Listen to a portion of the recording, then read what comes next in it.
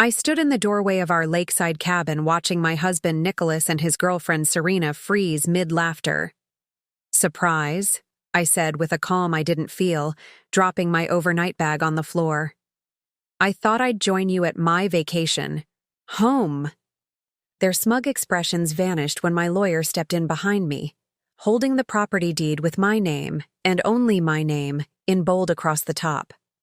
The golden afternoon light streamed through the floor-to-ceiling windows of the lake house, casting long shadows across the hardwood floors. Before we jump back in, tell us where you're tuning in from, and if this story touches you, make sure you're subscribed, because tomorrow I've saved something extra special for you. The scene before me seemed like something from a bad movie. My husband of 12 years lounging on our custom sectional sofa, his arm casually draped around a woman who was definitely not me. The bottle of our wedding champagne, the vintage we'd been saving for our 15th anniversary, stood empty on the coffee table between them. I'd driven 5 hours from the city after receiving a text from our neighbor, Mrs. Winters. "Thought you should know your husband's here with a young woman. They've been here 3 days now."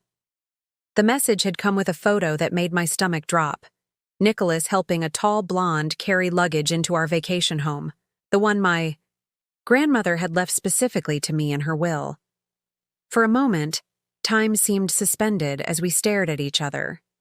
Nicholas's face shifted from shock to guilt to something resembling indignation in the span of seconds. Serena, I knew her name from the credit card statements I'd found last month, pulled the throw blanket across her bare legs, her perfect features arranging themselves into an expression of practiced innocence. "Sylvie," Nicholas finally said, standing up and adjusting his wrinkled shirt. "This isn't... I was going to tell you." "Tell me what?" I asked, my voice steadier than I expected. "That you've moved your girlfriend into my grandmother's house? The one place that's been in my family for generations?" Serena stood now, too, brushing her long blonde hair behind her ear. She was younger than me.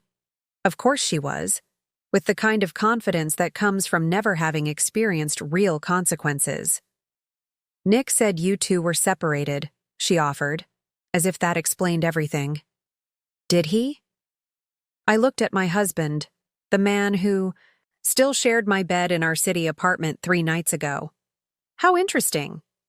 Nicholas stepped forward, his hands raised in that placating gesture I'd seen countless times during our marriage, whenever he'd been caught in a lie, whenever he needed to smooth things over. "Look, we need to talk privately.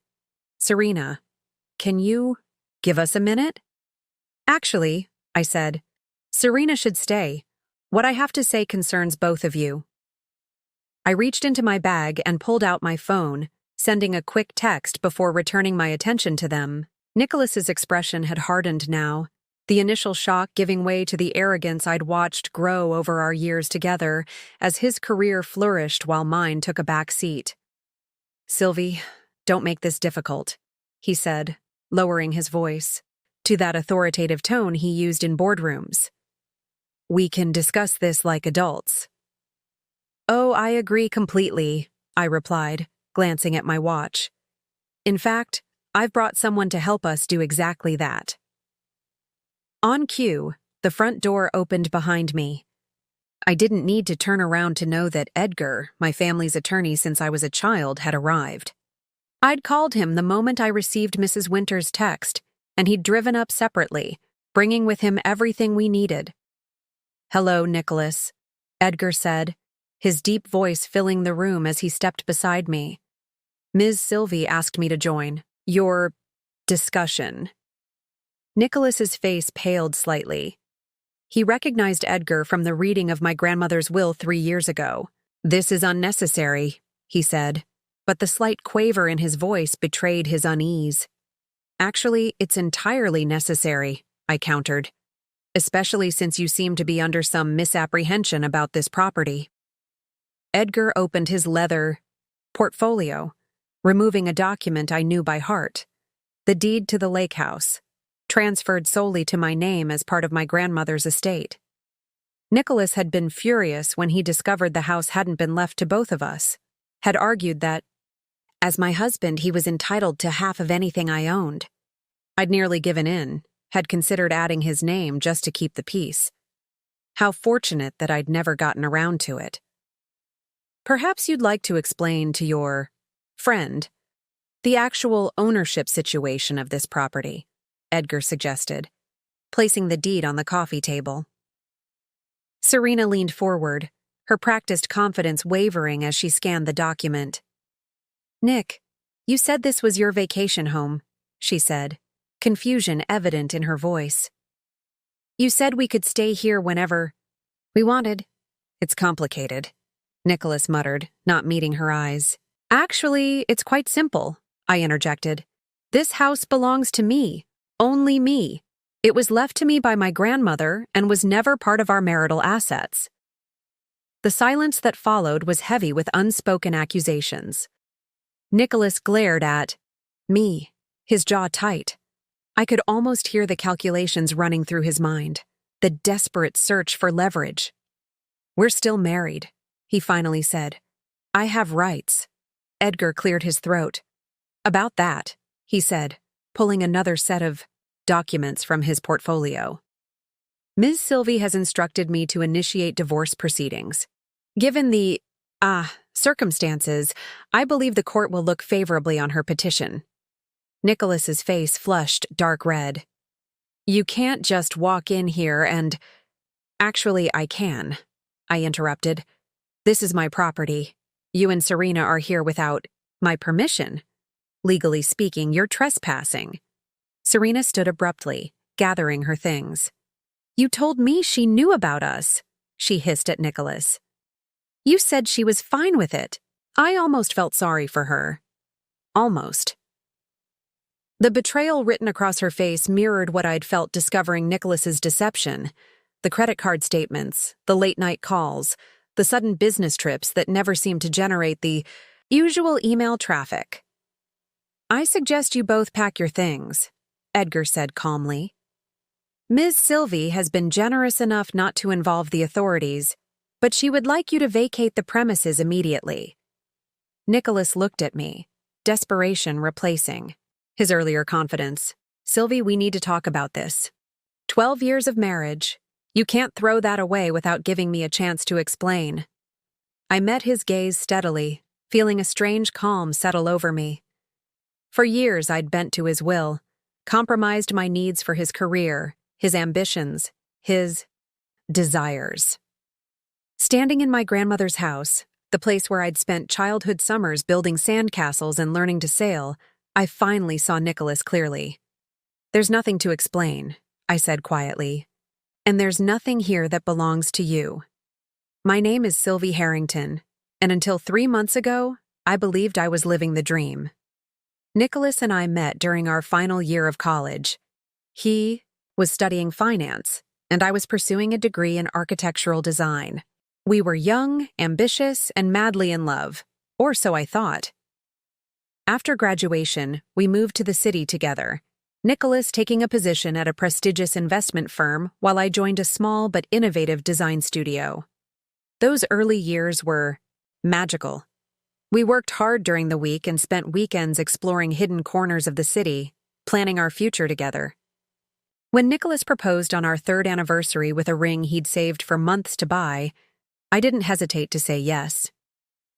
We married in a small ceremony at my grandmother Blair's lake house, the same one Nicholas and Serena had now invaded. The property had been in my family for generations, a beautiful craftsman-style home on the shores of Lake Windermere. My grandparents had purchased it in the 1960s, and it had become our family's gathering place for holidays, celebrations, and quiet retreats from city life. My grandmother was a remarkable woman. Widowed young, she'd built a successful interior design business in an era when female entrepreneurs were rare. She had an eye for beauty and value, collecting art and antiques that transformed the lake house into a showplace that still felt like home. Some of my earliest memories were of sitting beside her on the dock, watching the sunset while she told me stories about the artifacts that filled the house, each one carrying its own history, its own significance. Preparing and narrating this story took us a lot of time, so if you are enjoying it, subscribe to our channel. It means a lot to us. Now back to the story. "Remember, Sylvie," she'd say, her voice gentle but firm. "Beautiful things aren't just possessions. They're connections to our past, reminders of who we are." When she passed away 3 years ago, I was devastated. Nicholas had been surprisingly distant during the funeral, checking his phone throughout the service and rushing back to the city the next day for what he claimed was an urgent client meeting. At the time, I'd attributed his behavior to discomfort. With grief, Nicholas had always struggled with emotional situations. Now, I wondered if there had been another reason for his hurry to return to the city. The reading of my grandmother's will had been a source of tension between us. She'd left me several pieces of jewelry, her art collection, and most significantly, the lake house. Nicholas had been genuinely shocked when the attorney, Edgar, the same man who now stood beside me facing down my husband and his girlfriend, announced that the property had been left solely to me, with specific language excluding it from marital assets. "Your grandmother never liked me," Nicholas had fumed during the drive back to the city. "This is her final way of showing it." "That's not true," I'd protested. "She just wanted to preserve the family connection to the house. It's been in my family for generations." "We're family, Sylvie. Or have you forgotten that?" His knuckles had whitened on the steering wheel. "What's yours is mine. That's what marriage means." To keep the peace, I'd agreed to consider adding his name to the deed. It was a promise I'd never fulfilled, not out of malice, but because life had gotten busy. Nicholas's career had taken off, requiring frequent travel and long hours. My own work had become more demanding as I was promoted to lead designer at my firm. The paperwork for the lake house had gotten lost in the shuffle of our daily lives, pushed to the bottom of an ever-growing to-do list. Now standing in the lakeside living room with Edgar beside me and the deed in hand, I was profoundly grateful for that oversight. Our marriage had begun to change about 2 years ago. Nicholas became increasingly absorbed in his work, canceling plans at the last minute, missing anniversaries and birthdays. When he was home, he was distant, spending hours on his phone or laptop. I told myself it was just the pressure of his job. He'd recently been promoted to senior vice president, a position that came with greater responsibilities and expectations. I tried everything to reconnect with him. Planned surprise weekends away, cooked elaborate dinners, even suggested marriage counseling. Nicholas dismissed each attempt, insisting there was nothing wrong, that I was being oversensitive and needy. Gradually, I began to believe him. Maybe I was asking for too much. Maybe his emotional distance was normal in a long-term relationship. The lake house became my sanctuary during this time. While Nicholas claimed he was too busy to join me, I'd drive up alone for weekends, finding peace in the familiar surroundings. I'd sit on the dock where my grandmother and I had spent so many hours, seeking her wisdom across the years that separated us. Somehow, surrounded by her things, I felt stronger, more certain of myself. It was during one of these solo trips 2 months ago that I first noticed something odd. Several items had been moved, not dramatically, but enough that someone who knew the house would notice. A photograph that had always sat on the mantel was now on a side table. My grandmother's favorite cashmere throw, normally folded over her reading chair, was draped across the sofa. The guest room bed had been recently made, though I always closed up that room when I left. I mentioned it to Mrs. Winters, our closest neighbor and self-appointed guardian of the cove. "Oh, your husband was here last weekend," she said casually, as we chatted over the fence. "I assumed you knew." My stomach had tightened at her words. Nicholas had told me he was in Chicago for a conference that weekend. Was he alone? I asked, trying to keep my voice neutral. Mrs. Winters had hesitated, discomfort evident in her expression. "I didn't want to get involved in your business, dear," she said finally. But no, he wasn't alone. That conversation had been the first crack in the foundation of denial I'd built around our marriage. When I returned to the city, I began to pay closer attention. To Nicholas's schedule, his excuses, the details that didn't quite add up. I checked our joint credit card statements, finding charges for restaurants I'd never visited, gifts I'd never received. There were frequent weekend charges at the small grocery store near the lake house during times Nicholas had claimed to be working or traveling for business. The evidence mounted piece by painful piece until I could no longer ignore the truth. Despite the mounting evidence, I hadn't confronted Nicholas immediately. A part of me, perhaps the part that still believed in the life we'd built together, wanted to be wrong. Maybe there was an explanation that didn't involve betrayal. Maybe I was jumping to conclusions. So I watched, and I waited, and I pretended that everything was normal. On the surface, our life continued as it had for the past 12 years. We shared meals when Nicholas was home, attended his company functions where I played the role of the supportive wife, and slept in the same bed though the distance between us grew wider by the day. Our city apartment reflected Nicholas's taste, more than mine, sleek, modern, and impersonal, like something from an upscale catalog rather than a real home. When we'd first moved in, I'd tried to add personal touches, photographs, art pieces I loved, the vintage lamps my grandmother had given me. But over time, Nicholas had replaced most of these with what he called more sophisticated pieces that better reflected his growing status. "We need to present a certain image," he'd explained when I objected to him removing the gallery wall of family photos I'd carefully arranged. "People from the firm come here. First impressions matter." Our daily routines rarely intersected anymore. Nicholas rose before dawn to hit the gym, returning just as I was leaving for work. Most evenings he came home after I'd already eaten dinner alone and settled in with a book or design project. On weekends, he was either working or attending client events that somehow never included spouses. I'd thrown myself into my career, finding satisfaction in the tangible results of my work. As a lead designer at the firm, I specialized in repurposing historic buildings, preserving their character while adapting them for modern use. The irony wasn't lost on me. I spent my days restoring beautiful but damaged structures, trying to honor their past while ensuring their future, all while my marriage crumbled around me. My colleagues noticed the change in me. Tiffany, my assistant, and closest work friend, tried to draw me out during our coffee breaks. "You don't mention Nicholas much anymore," she observed one afternoon as we reviewed samples for a downtown renovation project. "Everything okay?" I'd brushed off her concern with a practiced smile. "He's just busy with work. You know how it is during the fiscal year-end." "It's been fiscal year-end for about 6 months now," she'd replied dryly. "Just remember I'm here, if you need to talk." I appreciated her concern, but wasn't ready to voice my suspicions. Saying them aloud would make them real, would force me to make decisions I wasn't prepared to face. Instead, I channeled my energy into making the lake house truly mine. During my weekend trips, I began subtle renovations, repainting the kitchen in colors my grandmother would have loved, refinishing the dock where we'd spent so many summer evenings, planting a garden of native wildflowers along the path to the shore. Each change felt like reclaiming a piece of myself, a quiet declaration that this place, unlike my marriage, was still within my control.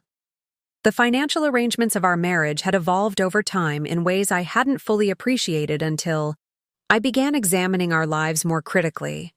When we first married, we'd maintained separate accounts, along with a joint account for household expenses.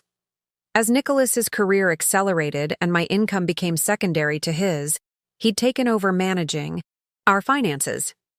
"It makes sense for me to handle this," he'd insisted. "It's what I do professionally, after all." Gradually, more of my paycheck had been diverted into investment accounts he managed, leaving me with a personal allowance that seemed generous but kept me dependent on his financial decisions. Our property, the apartment, our cars, our investments, were all in both our names, with one significant exception: the lake house. Now I understood why Nicholas had been so insistent that I add his name to the deed. It wasn't sentiment or a desire to share in my family's legacy. It was about ownership, about control. 3 weeks ago, Everything had changed. I'd come home early from work, a migraine forcing me to abandon a client meeting. The apartment had been quiet, and I'd headed straight for our bedroom, seeking the darkness and silence that would ease my pounding head. That's when I'd found them. Not Nicholas and another woman as I might have expected, but documents spread across our bed. Property valuations for the lake house, development proposals, architectural renderings showing my grandmother's beloved home demolished, replaced by a complex of modern condominiums stretching along the shoreline. My migraine forgotten, I'd photographed everything before, carefully returning the papers to Nicholas's briefcase. That night, when he'd returned home, I'd pretended nothing had changed, though everything had. The next morning, I'd called Edgar. I need to understand exactly where I stand. Legally, I'd told him, my voice steady despite the turmoil inside me. And I need to know what Nicholas might be planning. Edgar had been my grandmother's attorney for decades and had watched me grow up. His concern was evident, but his response was professional. Come to my office, he'd said. Bring any financial documents you can access without raising suspicion. We'll figure this out. What followed was an education in the life I thought I'd been living. Edgar helped me trace the movement of our assets, uncovering patterns that revealed Nicholas's true priorities. He'd been systematically positioning himself for a separation that would leave him with the lion's share of our accumulated wealth, while simultaneously exploring development opportunities for the lake property, the one asset he couldn't directly control. And there's something else you should know, Edgar had said gently, sliding a folder across his desk. I had my assistant do some basic research on Nicholas's recent activities. Inside were photographs, Nicholas and a blonde woman at restaurants, at a theater, entering hotels. The same woman appeared in every image, young, beautiful, confident, Serena. According to my sources, she works at his firm, Edgar explained. Junior investment analyst, started about 18 months ago. The timeline aligned perfectly with the changes in Nicholas's behavior, with the growing distance between us. 18 months of lies. 18 months of betrayal while I made excuses for him, doubted myself, tried harder to be what he needed. What do you want to do, Sylvie? Edgar had asked, his kind eyes holding mine. For the first time in years, I'd answered without considering what Nicholas would want. What would keep the peace? What would preserve the facade of our perfect life? I want to protect what's mine, I'd said, and I want the truth. The first time I saw Serena in person was entirely by accident. I was having lunch with a client in the financial district, discussing potential designs for their new office space. We'd chosen an upscale restaurant known for its discretion and privacy, the kind of place where business deals were negotiated over expertly prepared meals.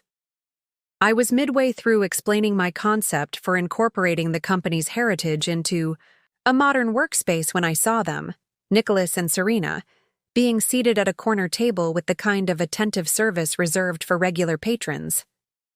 Nicholas's hand rested possessively on the small of her back as they followed the maitre d'. His fingers splayed across the silky fabric of her dress in a gesture of casual intimacy that he'd once reserved for me. My words faltered, and my client turned to follow my gaze. "Isn't that your husband?" she asked, her voice lowered. "Nicholas Harrington from Westbrook Capital?" I forced a smile, trying to steady my trembling hands beneath the table. "Yes, must be a business lunch." "With Serena Wright?" my client raised an eyebrow. "She's making quite a name for herself as their newest rising star. I heard she closed the Peterson deal single-handedly last month." The rest of the lunch passed in a blur. I nodded at appropriate intervals, made notes I couldn't later decipher, and somehow managed to conclude our meeting without betraying the hurricane of emotions raging inside me. As we parted ways in front of the restaurant, I deliberately took the path that would lead me past their table. Nicholas saw me first. The flash of panic in his eyes was quickly replaced by a practiced smile as he stood to greet me. "Sylvie, what a surprise." His voice carried just the right note of pleased coincidence. "We were just discussing the Eastbrook portfolio. Serena's been instrumental in restructuring their investments." Serena looked up, a flicker of uncertainty crossing her features before her professional mask slipped into place. She extended her hand with a confidence that seemed slightly forced. "It's so nice to finally meet you," she said, her voice warm and controlled. "Nicholas speaks of you often." I wondered what exactly he had told her about me as I shook her hand. Did she know about our fights over the lake house? Had he shared his frustrations about my refusal to relocate when his firm offered him a position in their London office? Did she believe she was in love with the real Nicholas, or merely the version he presented to the world? "Likewise," I replied, my own smile firmly in place. "I hope I'm not interrupting anything important." "Just business," Nicholas assured me. Quickly, too quickly. I noticed the details then, the half-empty wine glasses, though it was barely 1 p.m., the lack of papers or portfolios that would indicate a business meeting, the slight smudge of her lipstick, and the corresponding mark on his water glass. "Don't let me keep you," I said, adjusting my bag on my shoulder. "I have a client waiting for design revisions. Nice meeting you, Serena." As I walked away, I heard Nicholas's low murmur. "She doesn't suspect anything," and Serena's soft laugh in response. That night, Nicholas came home later than usual. I was sitting at the kitchen island, reviewing contracts for an upcoming project. When he walked in reeking of expensive scotch and Serena's distinctive perfume, a scent I'd caught at the restaurant and now recognized from traces left in our apartment on days he claimed to work late. "You're still up," he said, loosening his tie as he dropped his keys into the bowl by the door. "Deadline?" "Something like that." I kept my voice neutral, watching as he poured himself a glass of water, his movements precise despite the alcohol. I could smell on his breath. "How was your day?" "Productive," he replied, leaning against the counter. "We're making progress on the Jensen acquisition." Another lie, delivered without hesitation. I wondered how many similar untruths I'd accepted over the years, how long I'd been living with this stranger who wore my husband's face. "I ran into you at Maison Laurent today," I said, observing his reaction carefully. "You and Serena seemed engrossed in your business discussion." A brief tensing of his shoulders was the only indication that my words had registered. His face remained impassive, his voice steady. "She's a valuable team member. Bright, ambitious. Reminds me a bit of you when we first met, actually." The comparison landed like a slap. Was that how he'd justified it to himself? That he'd simply traded in for a newer model of the same woman? "Interesting," I said, closing my laptop. "I didn't realize investment analysis required such intimate seating arrangements." Nicholas's expression hardened, the mask of casual indifference, slipping to reveal irritation beneath. "Don't start, Sylvie. It was a business lunch in a public restaurant. If I were hiding something, would I take her there?" The audacity of his deflection almost made me laugh. Of course he would, Nicholas. Had always hidden things in plain sight, believing his confidence would prevent anyone from questioning him. "You're right," I conceded, standing to leave. "I'm tired and reading too much into things. I think I'll turn in." As I passed him, he caught my arm, his grip firm but not painful. "We should plan a weekend at the lake house soon. It's been too long since we went together." My heart stuttered. Was this a test? Did he suspect that I knew about his visits there with Serena? "That would be nice," I replied, meeting his gaze steadily. "It would give us a chance to really talk." Something flickered in his eyes, calculation perhaps, or concern, before he released my arm with a smile that didn't reach his eyes. "I'll check my calendar tomorrow. See when I can clear a few days." That night, lying beside him in our bed, listening to his even breathing as he slept unburdened by guilt, I made my decision. The time for watching and waiting was over. Whatever game Nicholas was playing with our marriage, with my family's legacy, I needed to understand the rules and then change them. The next morning, I called Bobby, an old college friend who now worked as a private investigator. We'd stayed in touch over the years, occasionally meeting for coffee to reminisce about our university days. I'd been a bridesmaid at his wedding. He'd helped design the built-in bookshelves for our first apartment. "I need your help," I told him, speaking softly from my car, parked 3 blocks from our apartment. "And I need absolute discretion." "You've got it," he replied without hesitation. "What's going on, Sylvie?" I explained the situation as concisely as I could, the discovery of Nicholas's affair, the development plans for the lake house, my suspicions about our finances. Bobby listened without interruption, only asking clarifying questions when I finished. "I can start surveillance today," he said. "But Sylvie, you should know.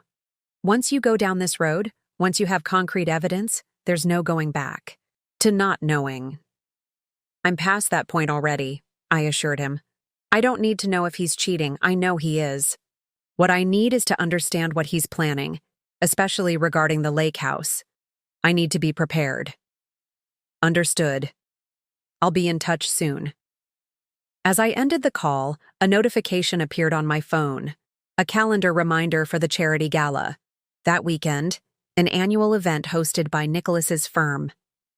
In previous years, I'd spent weeks preparing for it, selecting the perfect dress, scheduling hair and makeup appointments, preparing to play my role as the successful executive's charming. This year, I hadn't given it a thought, but now, staring at the reminder, I realized it presented an opportunity. If Nicholas would be occupied at the gala, preening for his colleagues and superiors with me dutifully by his side, that would leave Serena unaccounted for. And people tended to be careless when they thought no one was watching. I texted Bobby with this additional information, suggesting he might want to keep an eye on Serena during the event.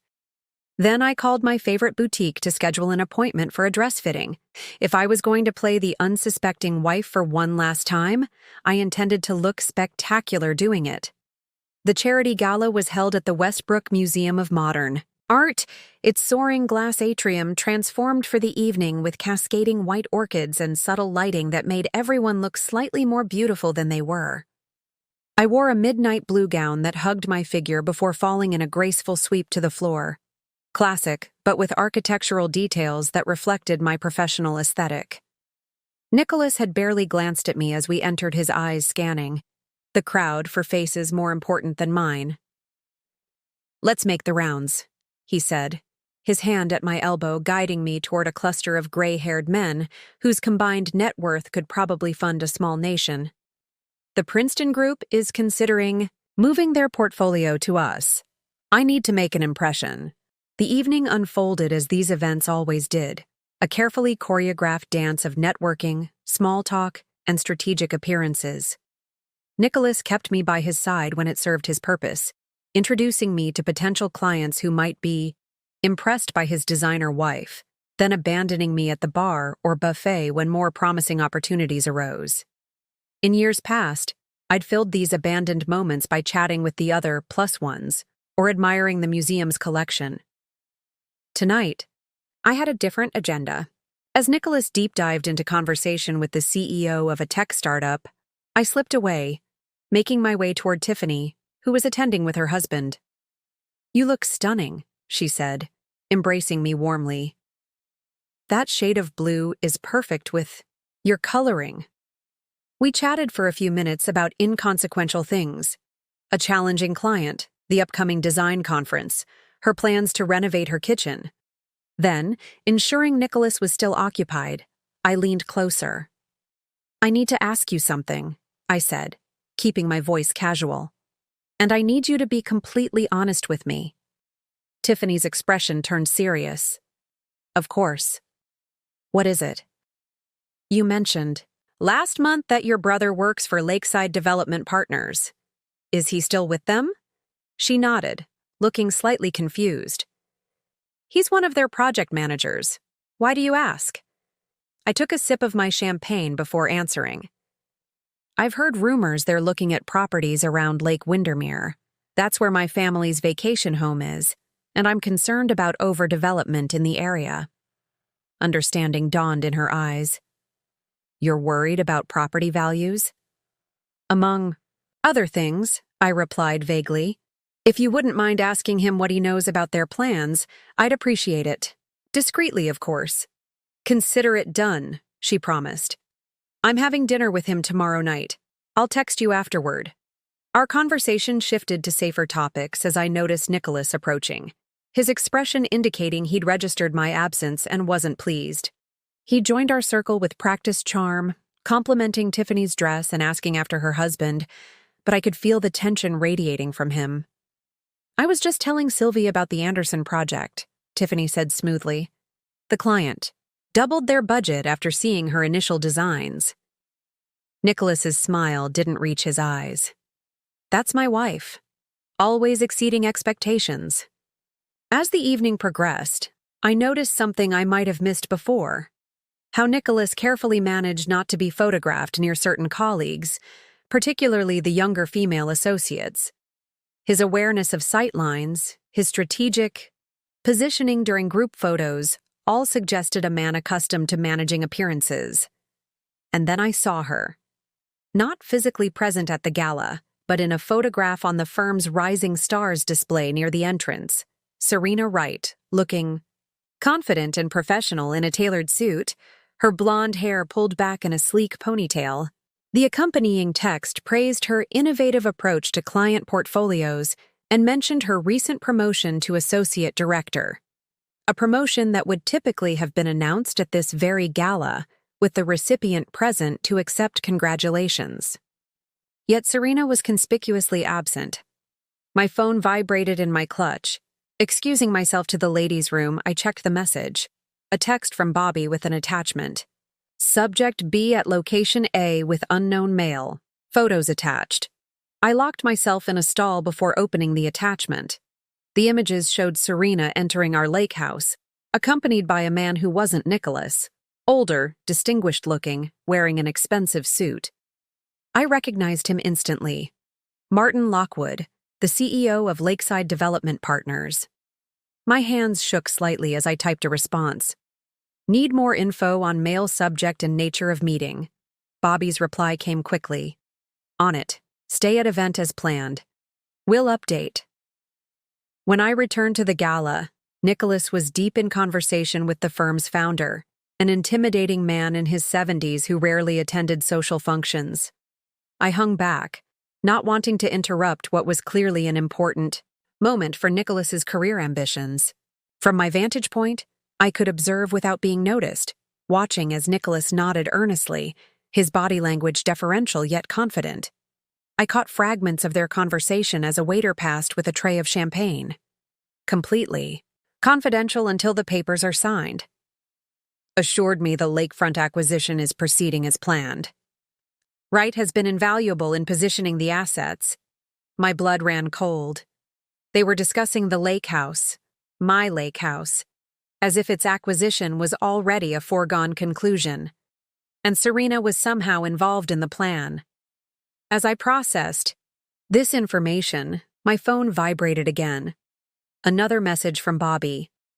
Meeting appears to be site evaluation, development plans being discussed, blueprints visible, recording audio when possible. I slipped my phone back into my clutch just as Nicholas looked up, catching my eye across the room.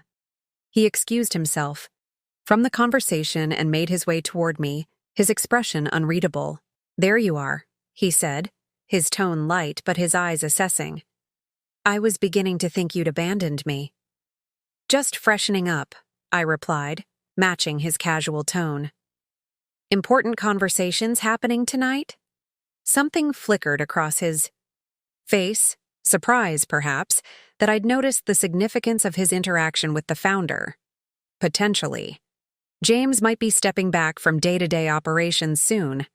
There's talk of restructuring the leadership team. Another half-truth. Whatever was being discussed was far more specific than a vague leadership restructuring. That sounds promising for you, I said, maintaining my supportive wife persona while my mind raced with the implications of what I'd learned. Nicholas checked his watch, an antique Patek Philippe that had been a gift from my grandmother on our wedding day. It's getting late. We should think about heading home soon. As we made our goodbyes, collecting our coats and waiting for the valet to bring our car, I felt Nicholas studying me with unusual intensity. "You're quiet tonight?" he observed as we slid into the Mercedes. "Everything all right?" I turned to him, wondering if he could see the difference in me, if he could tell that the woman sitting beside him was no longer the trusting wife he'd manipulated for years. "Just tired," I said, offering a small smile. "It's been a long week." Reached across the console to take my hand, a gesture that would have once thrilled me with its spontaneity. Now I recognized it for what it was, calculated affection designed to reassure and disarm.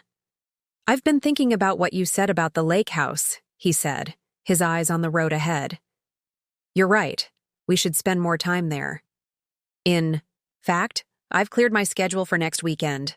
What do you say we drive up Friday morning? Just the two of us." My heart raced as I processed the implication. Nicholas wanted to take me to the lake house, the same place where Serena was currently meeting with a development executive, the same property they were apparently planning to acquire and demolish. "That sounds perfect," I replied, squeezing his hand gently before releasing it. "I've missed our time there." As we drove through the nighttime city toward our apartment, I gazed out the window at the glittering skyline, my mind working through scenarios and timelines. Whatever Nicholas and Serena were planning, they clearly intended to accelerate their timeline, which meant I needed to accelerate mine as well. When we arrived home, Nicholas headed straight for the shower, a ritual after these events, washing away the scent of cigarette smoke and perfume that clung to his clothes. As the water ran, I quickly checked my phone for updates from Bobby. His latest message contained a single audio file with the text, "Listen immediately, delete after." I waited until Nicholas was asleep before listening to the recording Bobby had sent. Slipping into the guest bathroom, I locked the door, turned on the fan to mask any sound, and plugged in my earbuds. The audio was surprisingly clear. Bobby had somehow managed to place a device close enough to capture Serena's conversation, with Martin Lockwood in detail. Their voices echoed slightly against the lake house's wooden surfaces, creating an eerie sensation as I stood in my city apartment bathroom, eavesdropping on a conversation happening in my grandmother's home. The property assessment came back. "Even better than we anticipated," Lockwood was saying, his voice carrying the smooth confidence of someone accustomed to closing deals. 13 acres of prime lakefront. With that kind of elevation and southern exposure, we could fit 20 luxury units and still maintain the exclusivity factor. "And Nicholas has confirmed he can deliver the property?" Serena's voice, professional and composed. "That's where you come in, isn't it?" A chuckle from Lockwood. "He seems convinced his wife will sign over her interest once the divorce papers are filed. Something about her being conflict-averse and willing to settle quickly." My fingers tightened around my phone. Conflict-averse. That was how Nicholas saw me, as someone so desperate to avoid confrontation that I'd surrender my grandmother's legacy without a fight. "The timing is delicate," Serena continued. "Nicholas needs to secure financing for his portion of the development before approaching her with the divorce. The firm's partnership announcement happens next month, which should give him the capital base he needs." "And your role in all this? Beyond the obvious personal connection?" Lockwood's tone carried a hint of amusement. "I've structured the investment vehicle that will fund the initial development phase. The returns will be significant, especially for early participants like yourself. And these returns aren't reflected in the official prospectus, I assume? Let's just say there are certain efficiencies in the cost structure that create additional margin. Nothing improper, simply creative accounting. They were discussing fraud. Not just the theft of my property, but a financial scheme designed to siphon money from investors. And Nicholas was at the center of it all. The conversation continued, detailing construction timelines, marketing strategies, and the delicate maneuvering required to keep the project under wraps until all the pieces were in place. They spoke of my home, the place where I'd built childhood memories, where I'd married Nicholas, where my grandmother had spent her final days, as if it were already demolished, replaced by their vision of luxury condominiums. As the recording ended, I sat motionless on the edge of the bathtub, my mind reeling from what I'd heard. The betrayal was far deeper than I'd imagined. This wasn't just an affair, a midlife crisis, or a momentary lapse in judgment. This was calculated, strategic, and had been in motion for months, if not years. Nicholas wasn't planning to divorce me because our marriage had failed. He was planning to divorce me to steal my property and use it for a fraudulent development scheme. I deleted the recording as instructed and sent Bobby a brief message. Received. Need all documentation you can gather on lakeside development and their plans. Also need complete timeline of N's meetings with them. Returning to our bedroom, I watched Nicholas sleeping peacefully. His face relaxed in a way it rarely was when awake. How long had he been living this double life? How many other lies had I accepted without question? The next morning, I woke before Nicholas, my mind clear despite the minimal sleep. I'd spent the night cycling through emotions, shock, rage, grief, and finally, a cold, focused determination. By the time sunrise filtered through our bedroom blinds, I had a plan. I slipped out of bed and prepared for the day as if nothing had changed. Coffee brewing, breakfast laid out, the morning newspaper folded beside Nicholas's plate, all the small rituals of our marriage performed with mechanical precision, while my mind worked on a completely different track. Nicholas emerged from the bedroom looking slightly haggard from the previous night's champagne, but pulled together in the way that successful men in our circle always managed to be. Even at their worst, they presented an image of control. "You're up early," he observed, accepting the coffee I handed him. "Plans today?" "Just some errands," I replied, keeping my tone casual.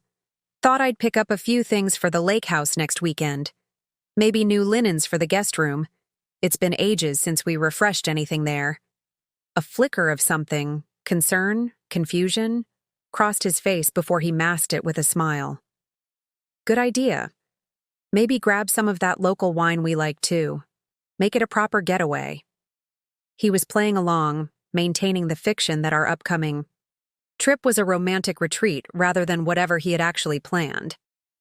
I wondered if Serena would be there, hidden nearby, waiting for some signal. Or perhaps this was when Nicholas intended to serve me with divorce papers, choosing a private location where my reaction wouldn't be witnessed. "Absolutely," I agreed, sipping my own coffee. "It'll be nice to have uninterrupted time together. We can talk about the future." Nicholas's phone chimed with a message. He glanced at it, his expression shifting subtly before he tucked the device into his pocket. "I need to head into the office for a few hours. Some issues with the Jensen portfolio that can't wait until Monday." Another lie. It was becoming almost comical how easily they flowed from him, how little effort he put into making them convincing now that he believed I suspected nothing. "Of course," I said, leaning in to accept his perfunctory kiss on my cheek. "Will you be home for dinner?" "Don't count on it. These things can drag on." He was already moving toward the door, gathering his keys and wallet. "Don't wait up." The door closed behind him. I allowed my facade to drop, my shoulders sagging with the relief of no longer having to pretend. I gave him 15 minutes to ensure he wouldn't return for something forgotten, then sprang into action. First, I called Edgar, requesting an emergency meeting at his office. Then I contacted Bobby, asking him to continue surveillance on both Nicholas and Serena. Finally, I reached out to Tiffany, confirming our lunch plans for that afternoon. A casual meetup that would provide the perfect cover for what I really intended to do. Before leaving the apartment, I went to Nicholas's home office, a space he'd claimed was off-limits due to client confidentiality concerns. This had never bothered me before. I'd respected his professional boundaries just as he respected mine. Now I saw it for what it was, another mechanism of control, another way to hide his deceptions.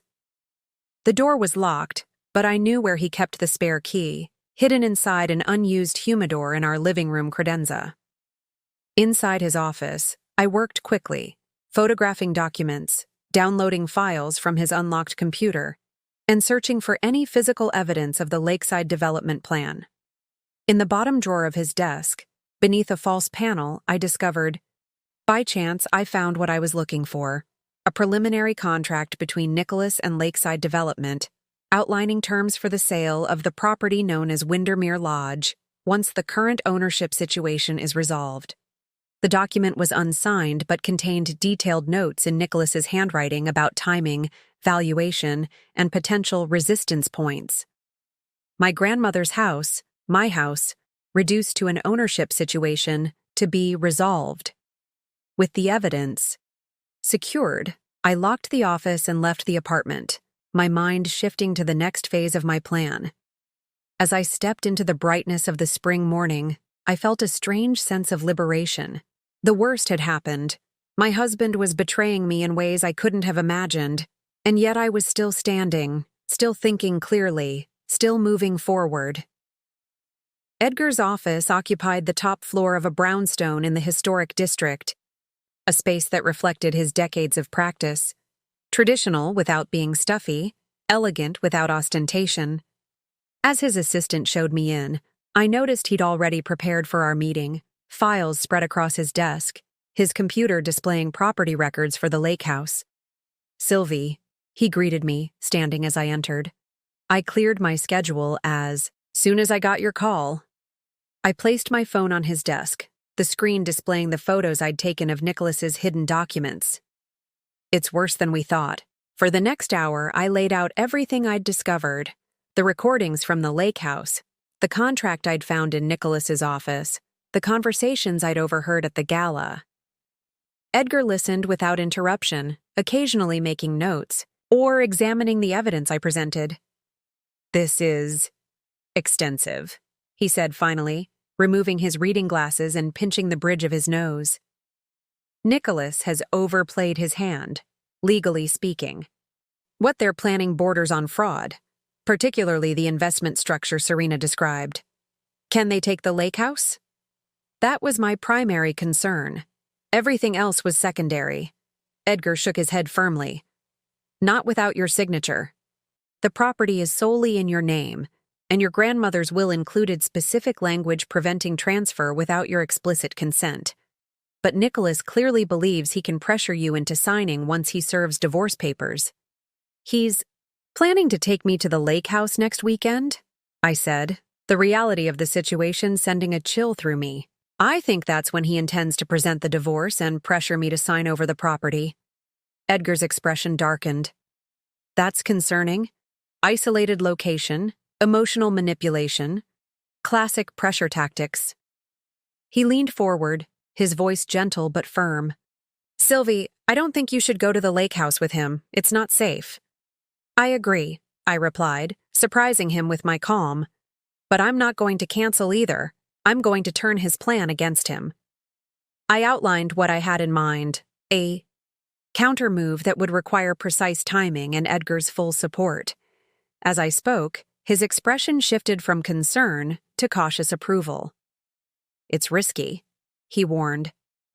"If Nicholas realizes what you're doing before everything is in place, he won't," I said with more confidence than I felt. "Nicholas's greatest weakness has always been his arrogance. He believes I'm too conflict-averse to stand up to him, too naive to uncover his schemes. He won't see this coming." Edgar studied me for a long moment before nodding. "I'll make the necessary arrangements. But I want a backup plan in place. If anything seems off, you call me immediately." Agreed. As I left Edgar's office, my phone buzzed with a text from Bobby. "N meeting with S at downtown hotel. Continuing surveillance." I texted back a brief acknowledgement before heading to my lunch with Tiffany.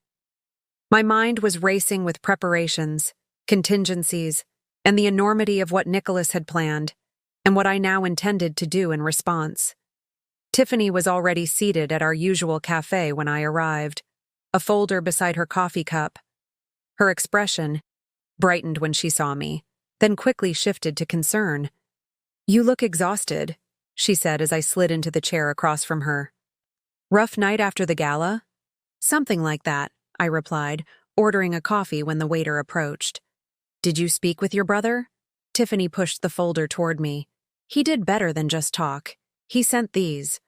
Inside were printouts of internal lakeside development, documents, project timelines, financial projections, and architectural renderings for Windermere Villas, a luxury condominium development to be built on the site of my family's lake house.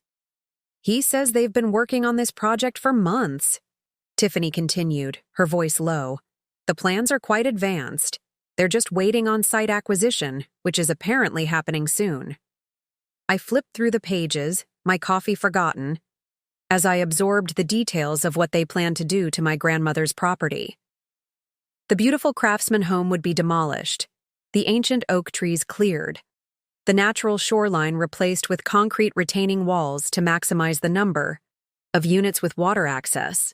"Did he mention who their contact was for the acquisition?" I asked, though I already knew the answer. Tiffany hesitated. "That's the other thing. He said the property is coming through Nicholas's investment vehicle. Sylvie, is something going on that I should know about?" I met her concerned gaze, considering how much to share. Tiffany had been my friend for years, but this was becoming a legal matter, potentially even a criminal one. "Nicholas and I are having some disagreements about the lake house," I said carefully. "He wants to develop it and I don't. It's complicated." "Complicated," Tiffany repeated, clearly not buying my oversimplification.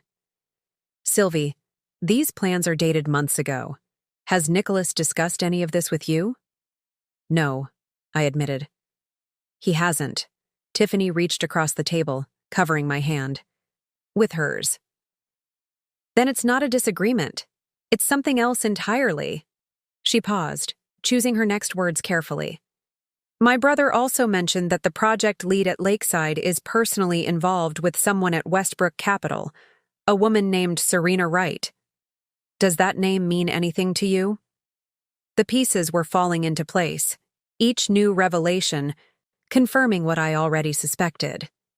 Nicholas, Serena, and Martin Lockwood had created an intricate web of professional and personal connections, all centered around my property.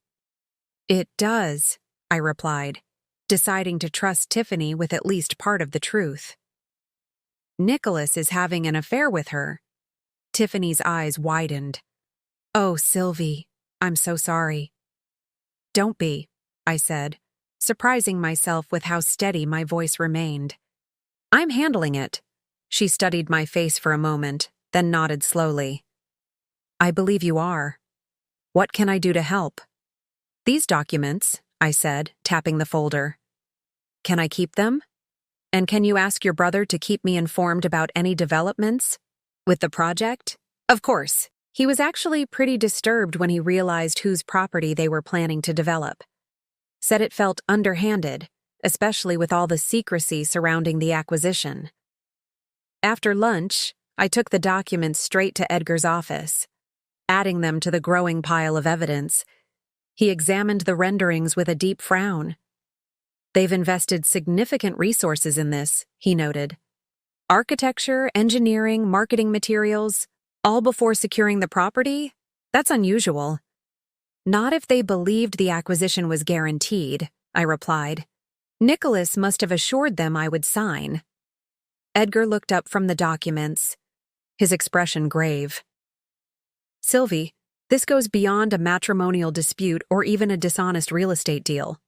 What they're planning, particularly the investment structure, potentially violates securities laws. If Nicholas has been using his position at Westbrook to raise money for this venture under false pretenses, then it's fraud," I finished for him. "I suspected as much from the recording." "This changes our approach," Edgar said, reaching for his phone. "I need to bring in someone who specializes in financial crimes. And we need to move quickly before they can destroy evidence or move assets." As Edgar made his calls, I sat in his office, watching the afternoon light shift across the room. In just a few days, my entire understanding of my marriage had crumbled, replaced by the harsh reality of Nicholas's true character. The man I had loved, had built a life with, had shared my most vulnerable moments with, had been plotting against me, not for days or weeks, but for months, possibly years. And yet, rather than feeling destroyed by this revelation, I felt strangely empowered. The fog of doubt and self-recrimination that had clouded my thinking for so long had lifted. For the first time in years, I saw Nicholas clearly, not as the charming, successful man I'd married, but as someone willing to sacrifice anything, including me, for his own ambition. "Edgar," I said, interrupting his conversation, "I want to move forward with all of it. The divorce filing, the fraud investigation, everything. But I want to do it my way, on my timeline." He covered the phone receiver with his hand. "What are you thinking?" "I'm thinking it's time Nicholas and Serena learned what happens when they underestimate me." The week leading up to our lake house trip passed in a strange state of suspended animation. Nicholas and I moved through our shared spaces, like actors in different plays, each following our own script while pretending to engage with the other. He was rarely home, citing late meetings and client emergencies that required his immediate attention. When he did appear, he was distracted but making visible efforts to seem attentive, asking about my day, commenting on my appearance, suggesting dinner plans we both knew would never materialize. I played my role perfectly, the unsuspecting wife, slightly concerned about our growing distance but still fundamentally trusting. I left design magazines open to lake house renovations, mentioned shopping for new outdoor furniture, even suggested inviting friends to join us later in the summer. Each comment was carefully calculated to reinforce Nicholas's belief that I remained oblivious to his plans. Behind this facade, I was working constantly. My days were filled with clandestine meetings with Edgar and his team of specialists, financial investigators, forensic accountants, and a former prosecutor who now specialized in securities fraud. Evenings when Nicholas was working late, meeting Serena according to Bobby's surveillance, were spent gathering and organizing evidence, preparing legal documents, and strengthening my position for what was to come. The emotional toll was heavier than I had anticipated. Each new discovery of Nicholas's duplicity reopened wounds I thought had begun to heal. Bank statements revealed accounts I'd never known about. Email exchanges exposed lies told directly to my face, and phone records documented hundreds of calls to Serena during times Nicholas had claimed to be unreachable due to client meetings. 3 days before our scheduled trip to the lake house, Edgar called me into his office for a final review of our strategy. "Everything is in place," he confirmed, sliding a thick folder across his desk. "The moment Nicholas makes any move regarding the property, we're ready to respond with immediate legal action. The financial investigators have compiled enough evidence to trigger a regulatory investigation into both Nicholas and Serena's activities at Westbrook Capital." "And the lake house itself?" I asked, the property still my primary concern despite everything else that had been uncovered. "Secured," Edgar assured me. "I've filed additional protective measures with the county clerk. No transfer of ownership can occur without multiple verification steps, regardless of what Nicholas might try to make you sign." I nodded, feeling a momentary relief that was quickly replaced by a deeper anxiety. "What about personally? Am I ready for this?" Edgar's expression softened. "That's not a legal question, Sylvie. You've shown remarkable strength throughout this process, but confronting Nicholas directly will be difficult. Are you sure you want to go through with it this way? We could serve him the papers at his office, have the whole thing handled through attorneys." "No," I said firmly. "I need to see his face when he realizes his plan has failed. I need that moment for myself. Then we'll proceed as planned. Mrs. Winters has the spare key and will let the security team access the property tomorrow to install the cameras. They'll be completely hidden but will record everything that happens during your confrontation. I left Edgar's office feeling both empowered and terrified. The mechanisms were in motion, the trap was set, but I still had to walk into it willingly, facing Nicholas's manipulation with my eyes open. That evening, as I packed for our weekend trip, Nicholas came home earlier than usual. He stood in the doorway of our bedroom, watching me fold sweaters and place them carefully in my weekend bag. "Don't forget something nice for dinner," he suggested, his tone casual. "I made reservations at Lakeside Inn for Saturday night. Thought we could make it special." I looked up, offering a smile that felt foreign on my face. "That sounds lovely. I'll pack the blue dress you like." He crossed the room and sat on the edge of the bed, closer than he'd been in weeks. "I know things have been strained between us lately. My fault. Work has been consuming everything. But this weekend is about us. About reconnecting." The sincerity in his voice was perfect. If I hadn't heard the recordings, seen the documents, known the truth, I might have believed him. That was the most chilling realization. How completely I would have accepted his lies. How eagerly I would have embraced this fictional reconciliation. "I've missed you," I said, the words bitter on my tongue despite my outwardly warm expression. "It will be good to have your full attention for once." Nicholas reached out, tucking a strand of hair behind my ear in a gesture of intimacy that once would have made my heart race. Now it took everything in me not to flinch away. "We have important things to discuss," he said, his eyes searching mine for any sign of suspicion. "About our future." "I look forward to it," I replied, holding his gaze steadily. Something in my response must have satisfied him, because he nodded, slightly before standing. "I have one more call to make, then I'm all yours for the evening. Dinner in an hour?" "Perfect." As he left the room, I let out a breath I hadn't realized I was holding. My hands trembled as I continued packing, the reality of what lay ahead washing over me in waves of dread and determination. That night, we ate takeout from our favorite Italian restaurant, drank wine Nicholas had brought home, a vintage much, more expensive than our usual, and maintained the elaborate fiction of a couple looking forward to a romantic weekend.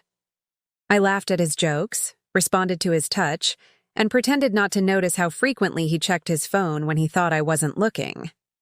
After dinner, as we cleared the dishes together in a domestic scene that felt surreal in its normalcy, Nicholas brought up the lake house directly for the first time. "I've been thinking," he said, loading glasses into the dishwasher. "Maybe it's time we considered other options for the lake property." I kept my expression neutral, focusing on wiping. "Down the counter." "What kind of options?" "Real estate in that area has skyrocketed. We're sitting on an incredibly valuable asset that's only used a few weeks each year." "It's not just an asset, Nicholas," I replied, careful to keep my tone curious rather than defensive. "It's my family's home, my heritage." He moved behind me, placing his hands on my shoulders in what was meant to be a comforting gesture. "I understand the sentimental value, but sometimes we need to make practical decisions for our future." "What exactly are you suggesting?" I asked, turning to face him. "Nothing concrete yet," he backpedaled smoothly. "Just that we should discuss possibilities while we're there, see it with fresh eyes." I nodded slowly, as if considering his words. "You're right. We should definitely discuss it. This weekend." "Exactly," he said, visibly relieved by my apparent receptiveness. "We'll talk through everything." That night, as Nicholas slept beside me, I lay awake staring at the ceiling, mentally rehearsing what was to come. The pain of betrayal had hardened into something else, a steely resolve that would carry me through the coming confrontation. Nicholas had underestimated me for the last time.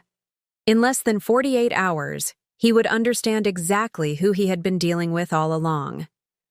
We left for the lake house early Friday morning, the Mercedes packed with our weekend bags and the groceries Nicholas had insisted on purchasing. Himself. Imported cheeses, expensive wines, gourmet ingredients for meals he never normally cooked. The performance was flawless, down to the playlist of songs from our early dating years streaming through the car's speakers as we drove out of the city. "Remember when we used to make this drive in your old Volvo?" Nicholas asked, his tone nostalgic, as we merged onto the highway. "That thing barely made it up the hills." "It got us there," I replied, allowing myself to be drawn into the reminiscence. "And it had character." "Character is one word for it," he laughed. "I think death trap might be more accurate." The conversation flowed with surprising ease as we covered the familiar route north toward Lake Windermere. Nicholas was charming, attentive, and seemingly relaxed, all the qualities that had made me fall in love with him years ago. If I didn't know better, I might have believed this was a genuine attempt to reconnect, to salvage what remained of our marriage. But I did know better. Every anecdote he shared, every tender glance, every casual touch on my arm was calculated. This was Nicholas preparing the ground, softening me up for whatever he planned to spring on me at the lake house. I played along, matching his warmth while maintaining a careful emotional distance that I disguised as lingering work stress. "Sorry," I said, after checking my phone for the third time in an hour. "The Anderson project is in its final phase, and the client keeps requesting last-minute changes." Nicholas waved it off magnanimously. "No apologies necessary. I understand better than anyone how clients can be. But maybe try to unplug this weekend? For both our sakes." "You're right," I agreed, slipping my phone back into my bag after sending a quick coded text to Edgar, confirming we were on schedule. This weekend is about us. As we turned onto the familiar winding road that led to the lake, I felt a flutter of anxiety in my chest. The property came into view gradually. First, the stand of ancient oak trees that marked the boundary line, then the glimmer of water beyond, and finally the house itself, its weathered cedar shingles and river stone chimney as beautiful and timeless as ever. Nicholas pulled into the gravel driveway and cut the engine. For a moment, we both sat in silence, taking in the view. "It really is spectacular," he said finally. "Your grandmother had incredible taste." "She did," I agreed, my throat tightening at the mention of my grandmother. What would she think of? What Nicholas had planned for her beloved home? What would she think of my response? We carried our bags inside, the familiar scent of pine and lake air washing over me as I stepped through the door. Everything looked exactly as it always had. The worn but immaculate Persian rugs, the shelves of leather-bound books, the comfortable furniture arranged to maximize the view of the lake. Only I knew about the invisible additions. The discreet cameras Edgar's security team had installed, recording every moment, every conversation that would unfold here. "I'll get the groceries," Nicholas offered. "Why don't you open a bottle of wine? We can have a glass on the dock before unpacking." "Perfect," I agreed, heading toward the kitchen while he returned to the car. As I selected a bottle from the wine rack and retrieved glasses from the cabinet, I allowed myself a moment to breathe, to center myself for what was coming. This house had always been my safe place, my sanctuary. Now it was about to become the setting for the most difficult confrontation of my life. Nicholas returned with the grocery bags, efficiently unpacking them while I uncorked the wine. We moved around each other with the practiced ease of a long-married couple, a choreography perfected over years of shared domestic life. The familiarity of it sent a pang of genuine grief through me, not for what I was about to lose, but for what I had already lost long before I discovered Nicholas's betrayal. "Shall we?" he asked, taking the glasses I had poured. We walked down to the dock together, settling into the weathered Adirondack chairs that had been there since my childhood. The lake stretched before us, its surface rippling with the gentle afternoon breeze. In the distance, a boat moved slowly along the opposite shore, leaving a trail of white wake behind it. "Remember when we took your father's rowboat out that first summer?" Nicholas asked, handing me a glass. "And I tried to impress you by catching fish for dinner? And caught exactly nothing," I finished, smiling despite myself at the memory. "We ended up eating peanut butter sandwiches instead." Not my finest moment, he admitted with a self-deprecating laugh. But you married me anyway. I looked at him, over the rim of my wine glass, studying the face I had once known better than my own. When had he changed? Or had he always been this person, and I simply hadn't wanted to see it? Why did you marry me, Nicholas? I asked, the question emerging unbidden. He looked startled, then thoughtful. Because I loved you. Because you were different from any woman I'd ever met. You were talented, kind, genuine. You saw the world in a way that fascinated me. And now? I pressed, unable to stop myself. A shadow crossed his face. What do you mean? Do you still see me that way?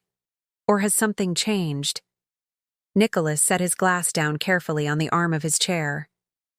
Sylvie, where is this coming from? I'm just wondering if we still know each other, I said, keeping my tone conversational, though my heart was pounding.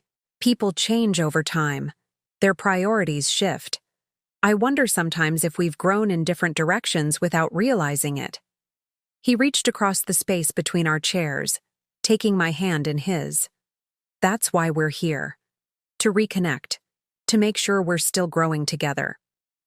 The lie was so beautifully delivered, so perfectly calibrated to reassure me, that for a fleeting moment I almost wished it were true. Almost. I'd like that, I said softly, withdrawing my hand under the pretense of reaching for my wine. We sat, in silence for a while, watching the changing patterns of light on the water as the afternoon began its slow transition toward evening. The tension between us was palpable, Nicholas clearly wondering if I suspected anything, me wondering when and how he planned to make his move. Finally, he stood.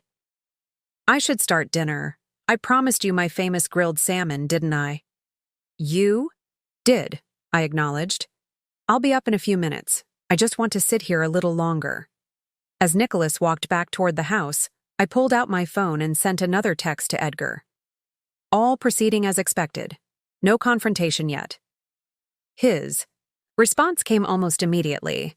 Security feed operational. Team on standby. I took a deep breath, gathering strength from the familiar view, from the memory of my grandmother sitting in this very spot, telling me stories about standing up for yourself, about knowing your own worth, about never letting anyone take what was rightfully yours. Then I rose and walked back to the house, ready for whatever came next. Dinner was a masterful performance on Nicholas's part. He grilled salmon to perfection, paired it with a crisp white wine, and maintained conversation that was both nostalgic and forward-looking. If I hadn't known better, I might have believed we were simply a couple working through a rough patch, rediscovering what had brought us together in the first place. I've been thinking, he said as we lingered over dessert. Fresh berries with cream that he'd whipped himself. Maybe we should spend more time here. I could work remotely a few days each week. We could make it a regular part of our lives again, not just an occasional getaway. That would be lovely, I replied, wondering how he could suggest this with a straight face while simultaneously planning to demolish the house. But what about your job? You've always said FaceTime at the office is crucial. Priorities change, he said, reaching across the table to take my hand. I've been reconsidering what's really important. Success means nothing if you don't have someone to share it with. The sentiment was so perfectly crafted, so exquisitely hypocritical that I nearly laughed. Instead, I squeezed his hand gently. I'd like that. This place has always been special to me. I know, he said, his thumb tracing circles on my palm. It's part of your heritage, your family history. There it was, the first subtle move in his gambit. Acknowledging the property's emotional significance to me, validating my attachment to it before he would attempt to persuade me to give it up. It is, I agreed. My grandmother always said this land had a soul. That's why she was so specific about keeping it in the family. A flicker of something, annoyance, impatience, crossed Nicholas's face before his expression smoothed back. into attentive interest. She was a remarkable woman, very particular about her wishes. She knew what she wanted, I said, and she wasn't afraid to protect it. Nicholas withdrew his hand, reaching for his wine glass. She certainly did. Speaking of the property, though, I've been wondering if we're making the best use of it. Oh? I kept my tone neutral, curious rather than defensive. Property values in this area have increased dramatically in the last few years, he said, slipping into the confident, professional tone he used when explaining financial matters. This much lakefront acreage represents a significant asset that's currently underutilized. I hadn't thought of my family home as an asset to be utilized, I replied, allowing a hint of resistance to show. Nicholas backpedaled smoothly. Of course not, and that's not really what I meant. It's just that there might be ways to honor your grandmother's legacy while also securing our financial future. What did you have in mind? I asked, as if genuinely curious about his thoughts. He set down his wine glass, leaning forward slightly. There's been some interest from developers who specialize in luxury properties. They're looking for unique locations like this one. Developers? I frowned, as if this were the first I'd heard of such a possibility. You mean selling the property? Not necessarily selling outright, he clarified. There are partnership structures that would allow us to maintain an interest in the development while unlocking the property's value. Development, I repeated, the word flat. You're talking about tearing down my grandmother's house, Nicholas sighed, reaching for my hand again. Sylvie, I know this is difficult to consider, but we need to think about our future. This property represents a significant portion of our net worth, and it's essentially sitting idle most of the year. Our net worth? I questioned, withdrawing my hand. Nicholas, this property isn't part of our marital assets. It was left specifically to me. His expression tightened almost imperceptibly. We're married, Sylvie. What's yours is mine. What's mine is yours. That's how it works. Actually, I said carefully, that's not always how it works, especially with inherited property that's specifically excluded from marital assets. Nicholas studied me for a moment, reassessing. I could almost see him recalibrating his approach, adjusting his strategy based on my unexpected pushback. This isn't about legal technicalities, he said, his voice softening. This is about what makes sense for us as a couple, for our shared future. And what future do you envision exactly? I asked, genuinely curious about how he would frame his plan. Nicholas leaned back in his chair, his expression thoughtful. I see us leveraging this property to create something remarkable, a development that honors the natural beauty of the site while providing luxury accommodations for people who appreciate what this area has to offer. Like a hotel? I pressed, wanting to see how much he would reveal. More like exclusive residential units, he clarified. Limited in number, architecturally significant, environmentally sensitive. The kind of project that would make headlines in design magazines. He was appealing to my professional interests, trying to make me see the development as a creative opportunity rather than the destruction of my heritage. It was clever. If I didn't know the truth, I might have been intrigued by the prospect. And you've already explored this possibility, I said, making it a statement rather than a question. Nicholas hesitated, then nodded. I've had some preliminary conversations. Nothing binding, just exploring options. With whom? I pushed further, wanting to see if he would mention Lockwood or Serena. A development group that specializes in luxury lakefront properties, he replied vaguely. They have an impressive portfolio. I see, I said, my tone neutral. And when were you planning to include me in these preliminary conversations about my family's property? Nicholas spread his hands in a placating gesture. That's exactly what I'm doing now, Sylvie. I wanted to understand the possibilities before bringing half-formed ideas to you. I know how much this place means to you. Yet you discussed demolishing it without consulting me, I countered, letting a hint of my true feelings show through. Not demolishing, he corrected quickly. Reimagining. And I was always going to discuss it with you before any decisions were made. I stood, gathering our dessert plates. It's getting late, and this is clearly a bigger conversation than I expected to have tonight. Why don't we clean up and continue this tomorrow when we're both fresh? Nicholas looked relieved at the apparent reprieve. Of course, you're right. It's a lot to process. We have all weekend to talk through it. As we cleared the table and loaded the dishwasher, I maintained a thoughtful but not hostile demeanor. Nicholas clearly believed he had planted the seed, that with proper nurturing over the weekend, he could bring me around to his way of thinking. What he didn't realize was that I was playing a different game entirely. Later, as we prepared for bed in the master suite overlooking the lake, Nicholas was attentive in ways he hadn't been for months, asking about a design project I'd mentioned weeks ago, commenting on the new earrings I was wearing, suggesting we take the boat out tomorrow, if the weather held. Each gesture was calculated to create the impression of a husband invested in our marriage, in our shared future. As we slid under the covers, Nicholas reached for me, his intention clear. For a moment, I froze, uncertain whether I could go through with this level of pretense. But I reminded myself of everything at stake, of what tomorrow would bring, and I allowed him to pull me closer. His kiss was familiar, yet strange. The same lips that had lied to me countless times now pressed against, mine with feigned passion.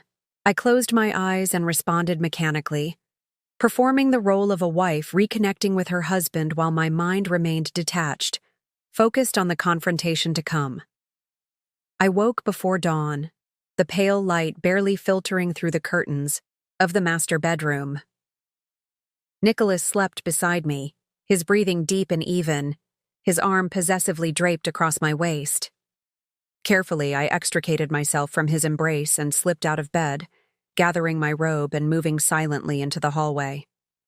The house was quiet, suspended in that liminal space between night and morning. I made my way to the kitchen, started the coffee machine, and then stepped out onto the back deck.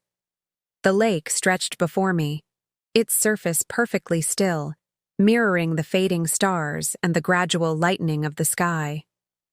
This view had been my constant through every phase of life: childhood summers, teenage confidences shared with friends, my wedding day, and now, the unraveling of that same marriage. I took a deep breath of the crisp morning air, centering myself for what was to come. Today was the day. According to Bobby's intelligence, Nicholas had arranged for Serena to arrive at the nearby Lakeside Inn around noon. Martin Lockwood would join them at 2 p.m. with the paperwork for both the divorce and the property transfer. Nicholas planned to present me with a choice that was really no choice at all: sign over the lake house as part of our divorce settlement, or face a protracted legal battle that would drain my resources and resolve in his favor anyway. What Nicholas didn't know was that I had spent the past 3 weeks meticulously dismantling his plan piece by piece.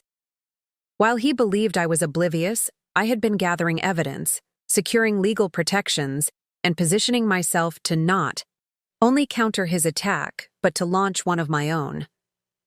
My phone vibrated in my robe pocket, a text from Edgar confirming that everything was in place. His team would be stationed nearby, ready to intervene if necessary. The cameras hidden throughout the house were recording, documenting everything that occurred. Most importantly, the county clerk had filed the additional protection orders on the property, making any transfer Nicholas attempted legally void.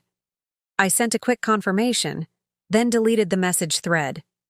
As I slipped the phone back into my pocket, I heard movement in the kitchen behind me. Nicholas appeared in the doorway, hair tousled from sleep, wearing the pajama pants and t-shirt he'd packed for the weekend. "You're up early," he observed, his voice still rough with sleep. "Couldn't wait for coffee?" I turned to face him, offering a small smile. The sunrise over the lake is worth waking up for. I've always thought so. He stepped onto the deck, coming to stand beside me at the railing. It is beautiful, he agreed, his eyes on the horizon where pink and gold were beginning to seep into the pale blue. I forget sometimes, living in the city, how quiet it can be out here. For a moment, we stood in silence, watching the day begin. I wondered if any part of him felt remorse for what he was planning, if somewhere beneath the ambition and calculation there remained anything of the man I had once loved. I was thinking about what you said last night, I ventured, still gazing, out at the lake. About the property. Nicholas turned slightly toward me, his interest piqued but trying not to appear too eager. Oh? I understand your perspective, I said carefully. From a purely financial standpoint, you're probably right. The land is valuable, and this house, beautiful as it is, represents only one way to utilize it. Hope flickered across his features, quickly masked by sympathetic understanding. I know it's not an easy thing to consider. Your family history here runs deep. It does, I agreed. Which is why I'd need to understand exactly what any development would entail before I could even begin to consider it. Of course, he said quickly. Complete transparency, I wouldn't expect anything less. Do you have any specific plans, proposals I could review? I asked, as if genuinely curious. Nicholas hesitated, clearly weighing how much to reveal at this stage. I have some preliminary concepts, nothing finalized. I'd love to see them, I said. Maybe after breakfast? Absolutely, he agreed, visibly, pleased with this unexpected opening. I'll pull everything together. We moved back into the kitchen, falling into the familiar weekend routine, Nicholas making breakfast while I prepared coffee. The domesticity of it was surreal given what I knew was coming, but I maintained the pretense, discussing trivial matters like the weather forecast and whether we should take the boat out later. After breakfast, Nicholas disappeared into the guest room where he'd stored his briefcase, returning with a slim portfolio. He laid it on the dining table, opening it to reveal architectural renderings of Windermere Villas, the very same designs I had already seen in the documents Tiffany's brother had provided. These are just conceptual at this stage, Nicholas explained, his voice taking on the confident tone he used in business presentations. The idea is to create a limited number of luxury units that maximize the natural beauty of the site while providing exclusivity and privacy. I examined the renderings, noting how the development would completely transform the property, leaving nothing of my grandmother's home or the landscape she had so carefully preserved. And this would involve demolishing the existing house? I asked, keeping my tone neutral. Unfortunately, yes, Nicholas admitted. The current structure doesn't align with the overall concept, but we could incorporate elements, perhaps some of the stonework or distinctive fixtures, as a nod to its history. I see, I said, turning to the next page, a financial prospectus outlining projected returns. And this is the investment structure? A simplified version, he confirmed. The actual vehicle is more complex, but the basic premise is that we would contribute the land in exchange for a significant equity stake in the development. We'd benefit from both the initial sale of units and ongoing management fees. We? I questioned. Nicholas smiled reassuringly. As a couple, of course. This would be our joint venture. I continued paging through the proposal, asking questions that suggested serious consideration about timelines, environmental impact, architectural details. Nicholas answered each query with practiced expertise, clearly relieved that I was engaging with the concept rather than rejecting it outright. This is certainly thorough, I said finally, closing the portfolio. You've obviously put a lot of thought into it. I have, he agreed. I believe it represents the best path forward for us. A way to honor the property's significance while securing our financial future. I nodded thoughtfully. I appreciate you sharing this with me. It's given me a lot to consider. Take all the time you need, Nicholas said, though I could sense his impatience beneath the supportive veneer. This is a big decision. I want you to be comfortable with it. Actually, I said, rising from the table, I think I'd like to walk down to the lake, clear my head a bit. Would you mind? Of course not, he replied magnanimously. I have a few work emails to catch up on anyway. Take your time. As I slipped out the back door and made my way down the path to the shore, I checked my phone again. A text from Bobby confirmed that Serena had checked into the Lakeside Inn as expected. Everything was proceeding according to plan, both Nicholas's and mine. I walked along the shoreline, the gentle lapping of water against the rocky beach, providing a soothing counterpoint to the tension building inside me. In a few hours, Nicholas would make his move, revealing the true purpose of this weekend getaway, and I would be ready. Returning to the house, I found Nicholas on his phone in the living room, speaking in the low, intimate tone he reserved for Serena. He quickly ended the call when he saw me enter. Work? I asked innocently. Client issue. He lied smoothly. Nothing that can't wait until Monday. I smiled, removing my light jacket. I think I might take a shower before lunch. That walk cleared my head. Good idea, Nicholas replied. I thought we might drive into town for lunch. There's a new bistro that's supposed to be excellent. A convenient excuse to bring us near the Lakeside Inn where Serena was waiting. I wondered if he planned to have her accidentally run into us, or if that confrontation was scheduled for later. Sounds perfect, I agreed. As I headed upstairs to shower, I sent one final text to Edgar.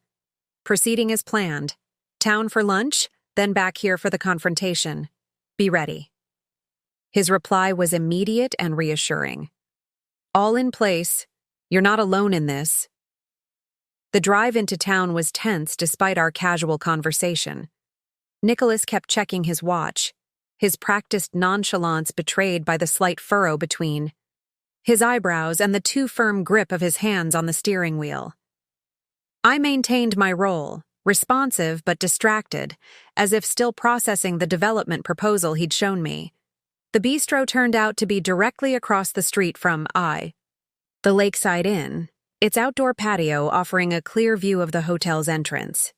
As we were seated, I noted Nicholas's careful positioning, his back to the wall, facing the street, ensuring he wouldn't miss Serena's arrival.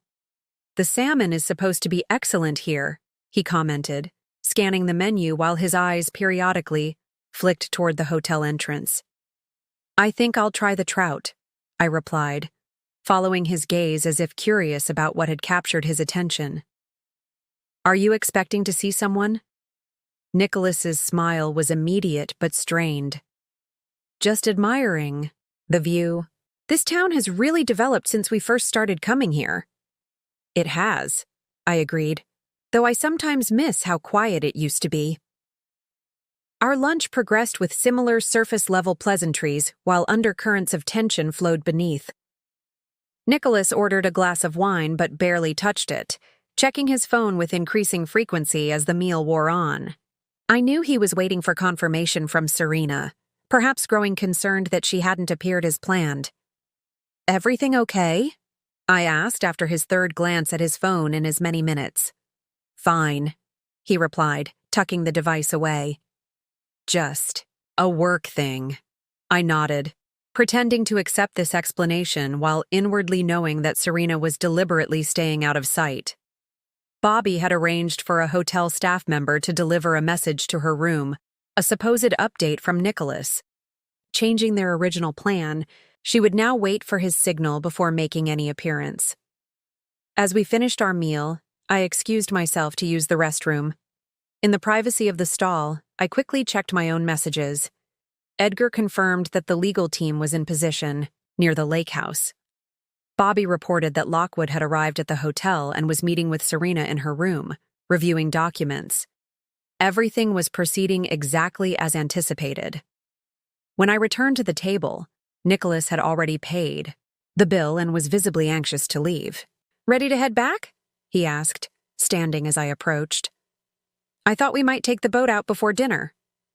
"That sounds lovely," I agreed, noting the tight smile that didn't reach his eyes. During the drive back to the lake house, Nicholas grew increasingly quiet, his earlier charm giving way to distraction. I knew what was happening. He was preparing himself for what would come next, mentally rehearsing how he would transition from doting husband to ruthless adversary. As we pulled into the driveway, my phone vibrated with a text. I checked it casually, careful to keep my expression neutral. It was from Bobby. "S&L leaving hotel now. ETA your location 30 Minar." "Everything okay?" Nicholas asked, watching me carefully. "Just Tiffany," I lied, slipping the phone into my pocket, checking how our weekend is going.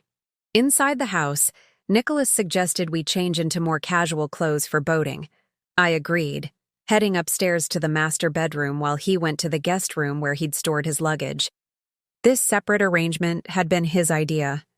A thoughtful gesture to give me space, he'd claimed, though I now understood it was simply to keep his documents and communications with Serena private. In the bedroom, I changed quickly into jeans and a light sweater, appropriate for an afternoon on the lake, but also suitable for the confrontation to come. I checked my appearance in the mirror, surprised by the calm determination I saw reflected there. The woman looking back at me was not the conflict-averse, trusting wife Nicholas believed he could manipulate. She was someone stronger, someone prepared to fight for what was hers. I took a moment to center myself, remembering my grandmother's words. True strength isn't about never getting knocked down. It's about how you get back up. Then I descended the stairs to find Nicholas waiting in the living room, changed into casual clothes but still with an undercurrent of tension visible in his posture. "Ready for that boat ride?" he asked, his smile not quite reaching his eyes. "Actually," I said, glancing at my watch, "I think I might make us some tea first. It's a bit chillier than I expected." Nicholas nodded, though I could see the impatience flickering behind his composed expression. "Good idea. I'll help." In the kitchen, we moved around each other with practiced ease, Nicholas filling the kettle while I retrieved mugs and tea bags. The domesticity of the moment was jarring in contrast to what I knew was about to unfold. "Sylvie," Nicholas began as the kettle heated, his tone shifting to something more serious. "I've been thinking about our conversation earlier, about the development proposal." "Oh?" I kept my voice casual, preparing myself. "I believe there's an opportunity here that we shouldn't overlook," he continued, leaning against the counter. "The financial implications for our future are significant." "It would certainly be a change," I acknowledged, selecting a tea bag with deliberate care. "Though I'm still not entirely comfortable with the idea of demolishing my grandmother's house." Nicholas's expression softened into something that might have appeared genuine to someone who didn't know what I now knew. "I understand that. Family legacy is important, but sometimes we need to make difficult decisions for the greater good." "The greater good?" I repeated, meeting his gaze directly. "Whose greater good exactly, Nicholas?" A flicker of surprise crossed his features before he recovered. "Ours, of course. Our financial security, our future." The kettle clicked off, steam rising from its spout, but neither of us moved to pour the water. We stood facing each other across the kitchen island, the pretense beginning to crack. "And this development," I pressed further, "you've already invested considerable time in planning it, haven't you? More than just the preliminary conversations you mentioned." Nicholas's eyes narrowed slightly. "I've explored possibilities. Yes, that's what I do professionally. Identify opportunities and develop strategies to maximize them." "Opportunities," I echoed. "Is that what my family's home is to you? An opportunity to be maximized?" "You're oversimplifying," he countered, his voice hardening slightly. "This isn't just about the house. It's about leveraging an underutilized asset to secure our financial future. Our financial future, I repeated, emphasizing the word. Yet the property isn't in both our names, is it? It's solely in mine. The tension in the room shifted palpably. Nicholas straightened, abandoning the relaxed posture he'd been maintaining. That's a technicality, Sylvie. We're married. What's yours is mine. Is that what you told the developers at Lakeside Partners? I asked, watching his expression carefully. That despite the legal ownership, you could deliver the property? Nicholas went very still, his eyes locking with mine. I don't know what you're talking about. I think you do, I replied, my voice steady despite my racing heart.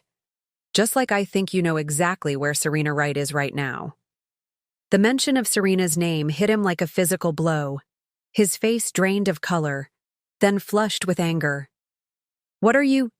The sound of tires on gravel interrupted him. A car pulling into our driveway. Nicholas's head snapped toward the window, confusion and alarm replacing his anger. Are you expecting someone? He demanded. In a manner of speaking, I replied calmly, though I believe they're actually here to see you. As the implications of my words sank in, Nicholas's expression hardened into something cold and calculating. The pretense was gone now, the mask of loving husband discarded as no longer useful. How long have you known? He asked, his voice low. And dangerous. Long enough, I answered, meeting his gaze without flinching. Long enough to understand exactly what you and Serena have been planning. Long enough to do something about it. The sound of car doors slamming echoed through the house. Nicholas moved toward the window, his face hardening as he saw Serena and Martin Lockwood standing in our driveway. His confusion was evident. This wasn't how their carefully orchestrated plan was supposed to unfold. What have you done? He demanded, turning back to me, his voice tight with barely controlled fury. I haven't done anything, Nicholas, I replied calmly. I simply invited the relevant parties to join our discussion about the future of my property. The doorbell rang, its cheerful chime incongruous with the tension in the room. Nicholas stood, frozen, clearly calculating his options, trying to determine how to salvage his plan. Aren't you going to answer that? I asked, gesturing toward the door. Your business partners are waiting. His eyes narrowed. This isn't a game, Sylvie. No, I agreed, my voice hardening. It never was. I moved toward the door, Nicholas following close behind. When I opened it, Serena stood on the threshold, her confident expression faltering as she took in the scene. Me, calm and collected, Nicholas visibly unsettled behind me. Sylvie, she said, recovering quickly and extending her hand as if this were a normal social call. I'm not sure if you remember me. I work with Nicholas at Westbrook Capital. Serena Wright, I acknowledged without taking her hand. Associate Director of Special Projects. And behind you must be Martin Lockwood, CEO of Lakeside Development Partners. Lockwood, a distinguished man in his 60s with silver hair and the tan of someone who spent considerable time on golf courses, looked uncomfortable. This clearly wasn't the scenario he had been promised. Ms. Harrington? He nodded. I believe there's been some confusion about today's meeting. No confusion at all, I replied, stepping back from the doorway. Please, come in. We were just discussing the development plans for my property. Nicholas moved forward, placing a hand on Serena's arm as if to stop her entering. This isn't the right time, he said in a low voice.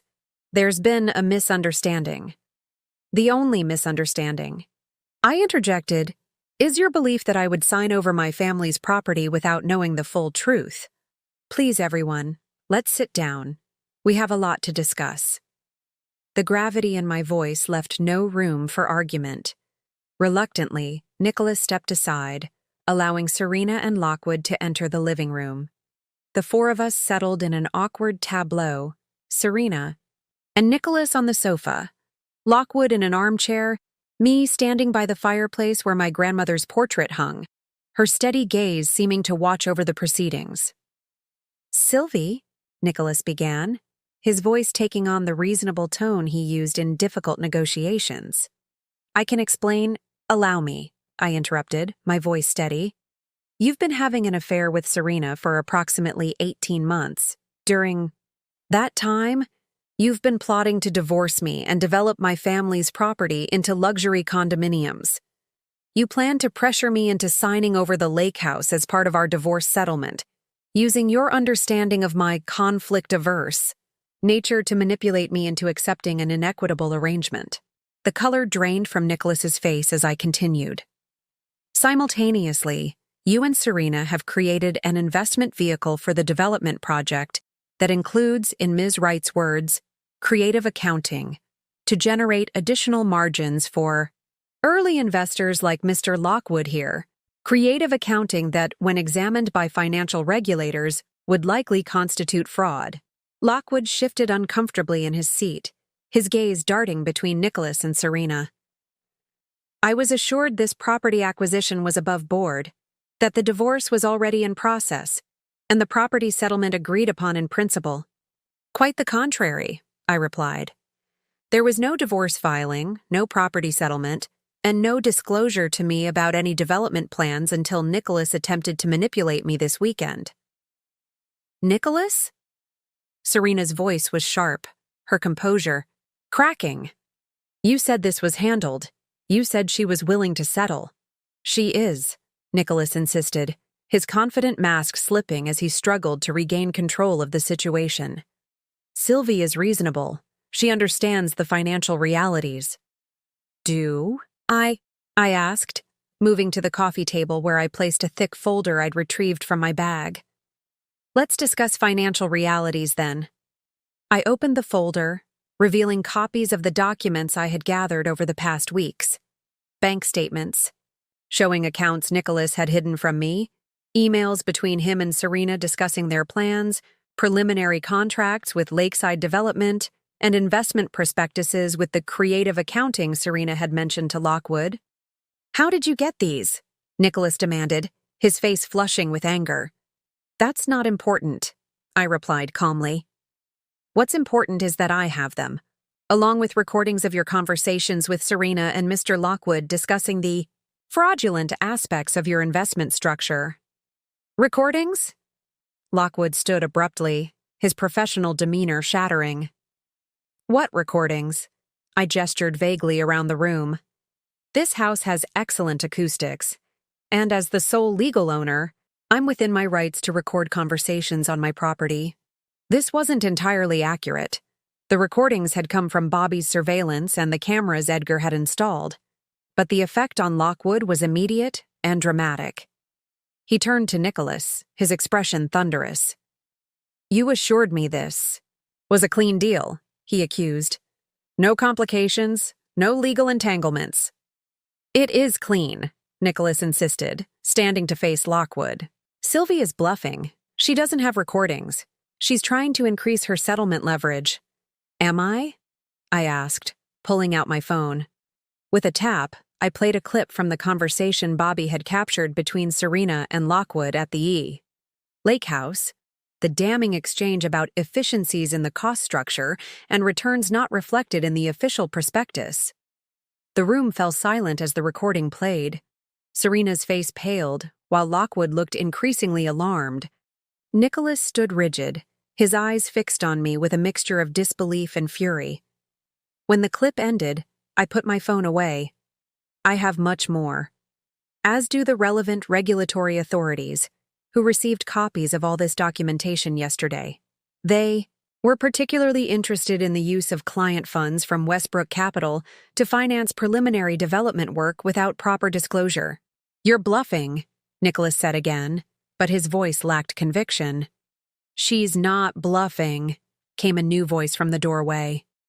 We all turned to see Edgar standing there, flanked by two individuals in suits who I recognized as the financial investigators he had engaged. The Securities and Exchange Commission received our formal complaint yesterday. They're quite interested in speaking with all of you. Nicholas's face contorted with rage. You had no right, he snarled at me. This was our future, our opportunity. No. Nicholas, I corrected him, my voice steady despite the hurricane of emotions inside me. This was your attempt to steal my property and my dignity. And it's over. Lockwood was already moving toward the door, his self-preservation instincts clearly kicking in. I knew nothing about any financial irregularities, he announced to no one in particular. I was misled about the ownership situation. My company will cooperate fully with any investigation. Serena remained seated, her composed exterior finally cracking to reveal the panic beneath. Nicholas, she said urgently, we need to talk to legal. Now. But Nicholas wasn't listening. He was staring at me with a mixture of hatred and something that might have been grudging respect. You were never supposed to find out, he said quietly. You were never supposed to fight back. That was your mistake, I replied. You never really knew me at all. The next few hours unfolded like scenes from a movie I was watching rather than living. Edgar efficiently managed the situation, directing his team to document everything while the financial investigators spoke separately with Lockwood, who seemed eager to distance himself from Nicholas and Serena's schemes. The couple themselves sat in stony silence at opposite ends of the sofa, occasionally conferring in hushed, urgent whispers that grew increasingly heated as the reality of their situation sank in. I moved through it all with a strange sense of detachment, answering questions when asked, signing documents Edgar presented, but mostly observing the dismantling of the life I had known. Nicholas barely looked at me, his attention focused on his phone as he presumably contacted legal representation. Serena alternated between quiet panic and bursts of defensive anger, once even suggesting that she too had been manipulated by Nicholas, a claim that fell flat when confronted with the evidence of her active participation. By late afternoon, Lockwood had left with Edgar's team to provide a formal statement, eager to salvage what he could of his reputation and business by cooperating. The financial investigators had gathered enough preliminary evidence to justify freezing several accounts associated with the development scheme, effectively halting any further movement of funds until a complete audit could be performed. As the EIT house emptied of officials, an uncomfortable silence settled over the three of us who remained, me, Nicholas, and Serena. The theatrical confrontation was over, leaving only the painful reality of 3 lives forever altered by betrayal and deceit. What happens now? Serena finally asked, her voice small in the gathering dusk.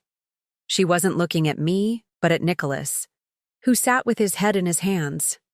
Now, I said, my voice steady despite my exhaustion, you both leave my home. Nicholas looked up, his expression hardened into something cold and unfamiliar. You've destroyed everything, he said, not in anger, but with a flat certainty. My career, my reputation, everything I've worked for. No, Nicholas, I corrected him. You did that yourself when you decided to build your success on lies and fraud. I simply refused to be collateral damage in your schemes. Serena stood abruptly. This is pointless. We need to go, Nicholas. We need to talk to the lawyers, figure out our next steps. Nicholas remained seated, his gaze fixed on me. You think you've won, he said, but this isn't over. There will still be a divorce, and I will still get what I'm legally entitled to from our marriage. You're right about one thing, I agreed. There will be a divorce. But as for what you're entitled to, I suggest you consult your attorney about the implications of financial fraud and breach of fiduciary duty on divorce settlements. Edgar can provide the relevant case law if you're interested. Something in my calm certainty must have finally penetrated his armor of self-righteousness.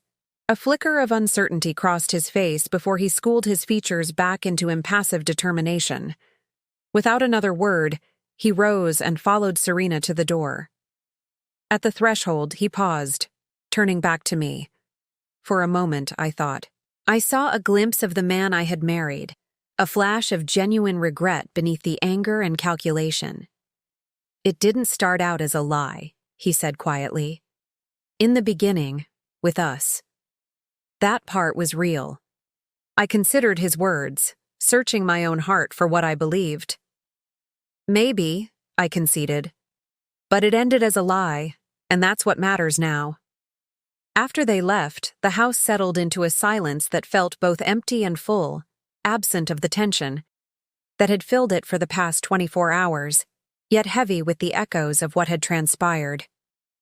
I walked through each room, turning on lamps as evening deepened into night, reclaiming my space one light at a time. In the kitchen, I found the mugs we had set out for tea before the confrontation, the kettle long cold. I emptied it and refilled it, going through the motions of making a single cup of tea with a mechanical precision that kept my mind occupied, prevented it from spiraling into the overwhelming emotions waiting at the edges of my consciousness. With steaming mug in hand, I made my way to the dock, settling into one of the Adirondack chairs to watch the last light fade from the sky. The lake stretched before me, dark and still, reflecting the first stars appearing overhead. This view, this peace, was what my grandmother had wanted to preserve for me, what she had protected with her careful estate planning, her insistence that some things were too precious to risk. The sound of tires on gravel roused me from my contemplation. For a moment I tensed, wondering if Nicholas had returned, but the familiar figure of Edgar emerged from the car, making his way down the path to the dock. "I hope I'm not intruding," he said, stopping a respectful distance away. "Not at all," I replied, gesturing to the empty chair beside me. "Any updates?" Edgar settled into the chair with a sigh that spoke of a long and difficult day.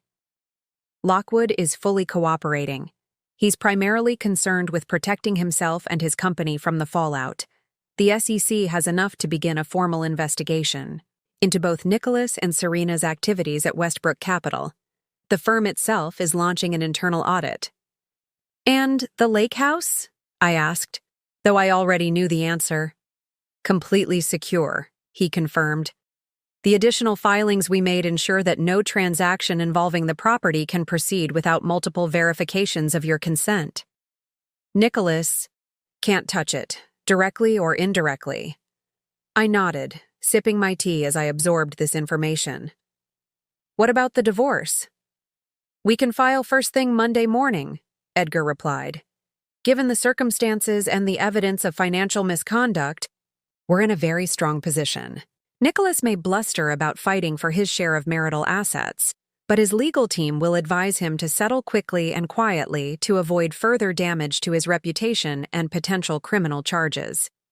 "He won't follow that advice," I said, knowing Nicholas too well to believe he would choose the rational path. "His pride won't let him." Edgar shrugged. "Then we proceed to litigation, where all of this becomes public record. I don't think Westbrook Capital will appreciate having their internal operations scrutinized in open court.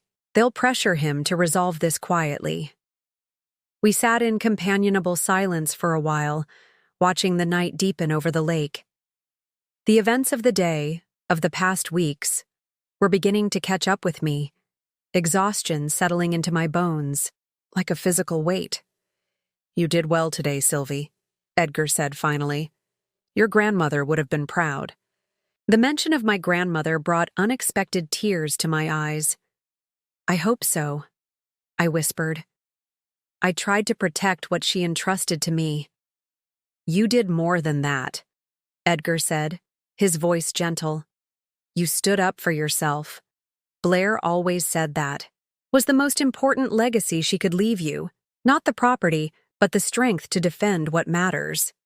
I smiled through my tears, remembering my grandmother's fierce independence, her unwavering sense of self-worth. She always did say the house was just wood and stone. It's what we build inside ourselves that really matters. Wise woman, Edgar. Agreed. As the night air grew chiller, we made our way back to the house. Edgar declined my offer to stay, citing his hotel reservation in town, but promised to return in the morning to help with any remaining details. Left alone again, I moved through the house, securing doors and windows with the familiar routine of closing up for the night. In the master bedroom, I gathered Nicholas's few remaining belongings, a book on the nightstand, toiletries in the bathroom, and placed them in a bag to be returned to him through Edgar. The simple act of removing these traces of his presence was strangely therapeutic, each item set aside representing another small step toward reclaiming my space, my life. As I prepared for bed, I caught my reflection in the vanity mirror, the same mirror where I had checked my appearance before descending the stairs to confront Nicholas earlier that day. The woman looking back at me now seemed different somehow. Tired, yes, but also stronger, more defined, as if the day's events had burned away something inessential to reveal a more authentic self beneath. "Hello?" I whispered to my reflection, a faint smile touching my lips. It felt like an introduction to myself, to the person I was becoming in the aftermath of betrayal and the recovery of my power. I slept deeply that night, dreamless and untroubled, in my grandmother's house, under my grandmother's roof, safe in the knowledge that I had honored her legacy in the way that mattered most, by finding the strength she had always believed I possessed. 6 months after that fateful weekend at the lake house, I stood on the dock watching autumn leaves dance across the water's surface. The trees surrounding the property had transformed into a riot of red and gold, their brilliant colors reflected in the lake like an impressionist painting come to life. This annual display had been my grandmother's favorite season at Windermere Lodge, and now I understood why. There was something profound in witnessing nature's transition, the way it embraced change while remaining fundamentally itself. My own transformation had been equally dramatic, though less visible to the casual observer. The divorce was finalized with surprising speed, Nicholas ultimately accepting a settlement far less favorable than what he would have received had he not attempted his scheme. His legal team, recognizing the overwhelming evidence against him, had counseled pragmatism over pride. In the end, financial self-preservation won out over his desire to punish me for foiling his plans. The Securities and Exchange Commission investigation into Westbrook Capital was ongoing, but Nicholas and Serena had both been terminated immediately after the firm's internal audit confirmed their misconduct. Industry publications that had once celebrated Nicholas's financial acumen now featured his name in articles about ethical breaches and misuse of client funds. Serena had disappeared from public view entirely, reportedly moving to another state to rebuild her career away from the shadow of the scandal. Martin Lockwood had emerged relatively unscathed, his early cooperation with investigators allowing him to position himself as another victim of Nicholas's deception, rather than a willing participant. Lakeside Development had abandoned any interest in properties around Lake Windermere, their ambitious condominium project shelved indefinitely amid concerns about regulatory scrutiny. As for me, I had spent the summer and early fall dividing my time between the city and the lake house, gradually disentangling the threads of my life from Nicholas's. Our shared apartment had been sold, the proceeds divided according to the settlement agreement.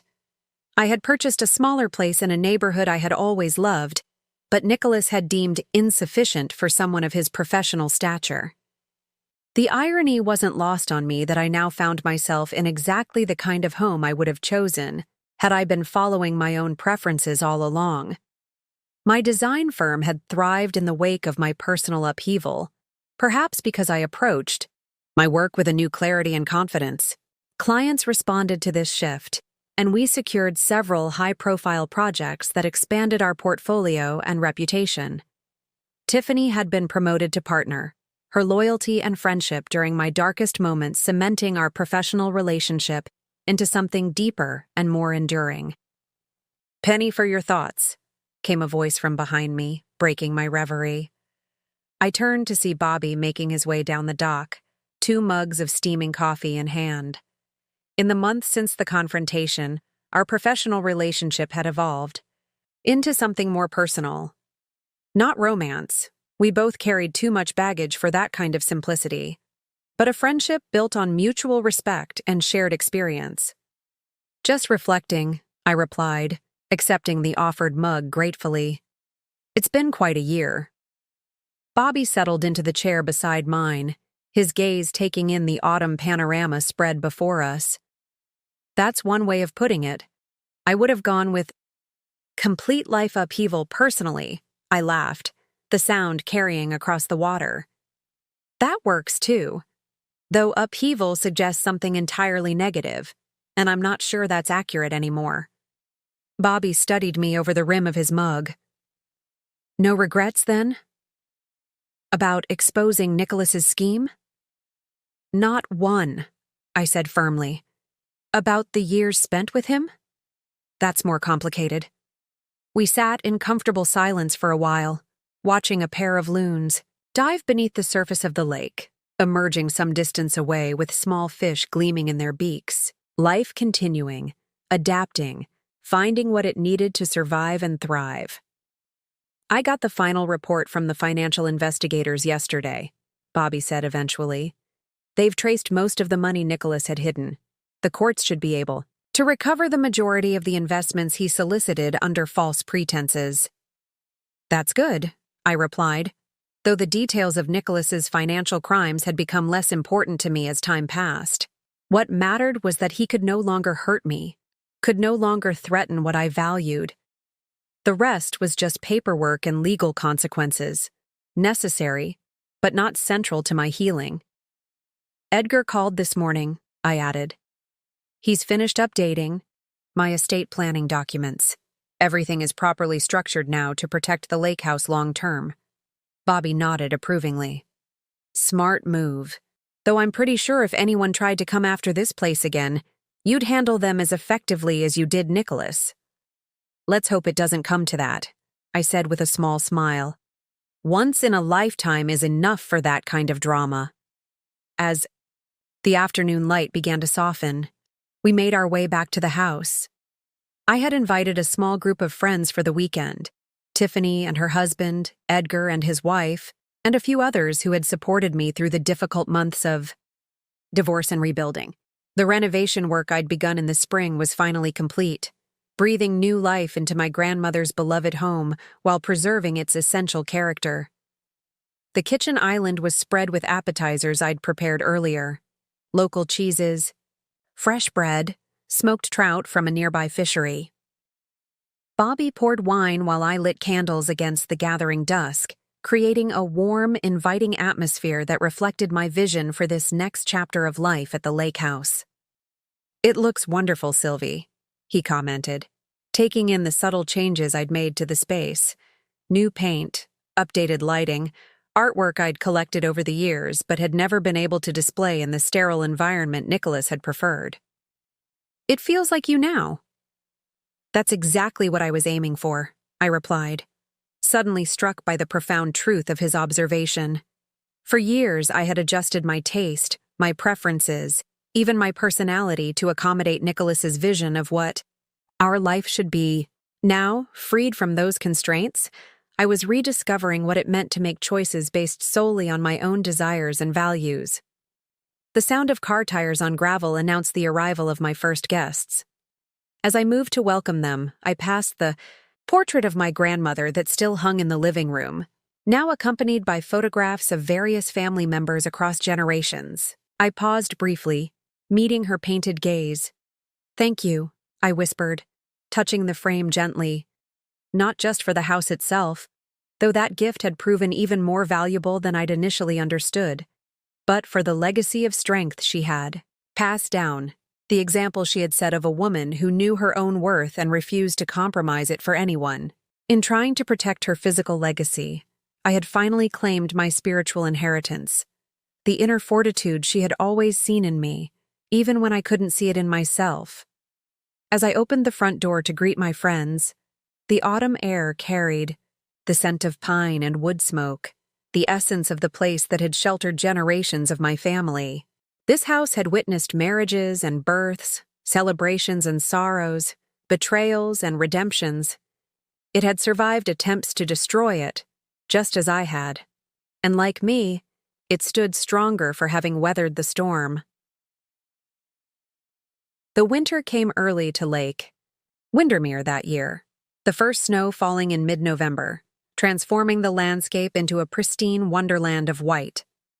I had decided to spend the holiday season at the lake house rather than in the city. My first Christmas since the divorce. The first in many years where I wouldn't be attending Nicholas's firm parties or hosting the carefully orchestrated dinners he had considered essential to his professional image.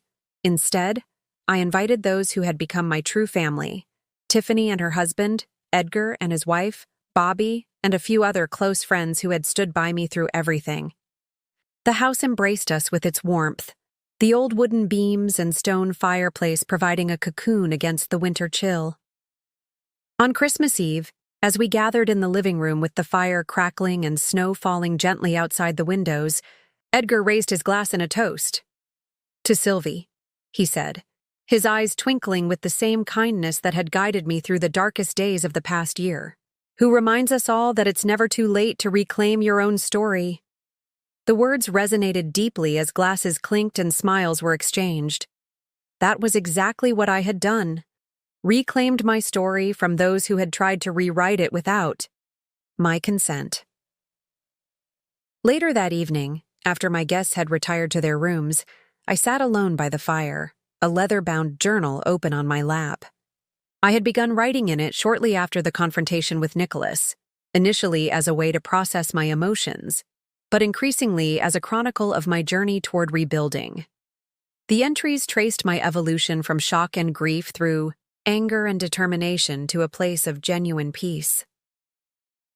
The most recent page held a letter I had written to my grandmother, telling her everything that had happened and how her foresight had protected not just the house but, in many ways, me as well.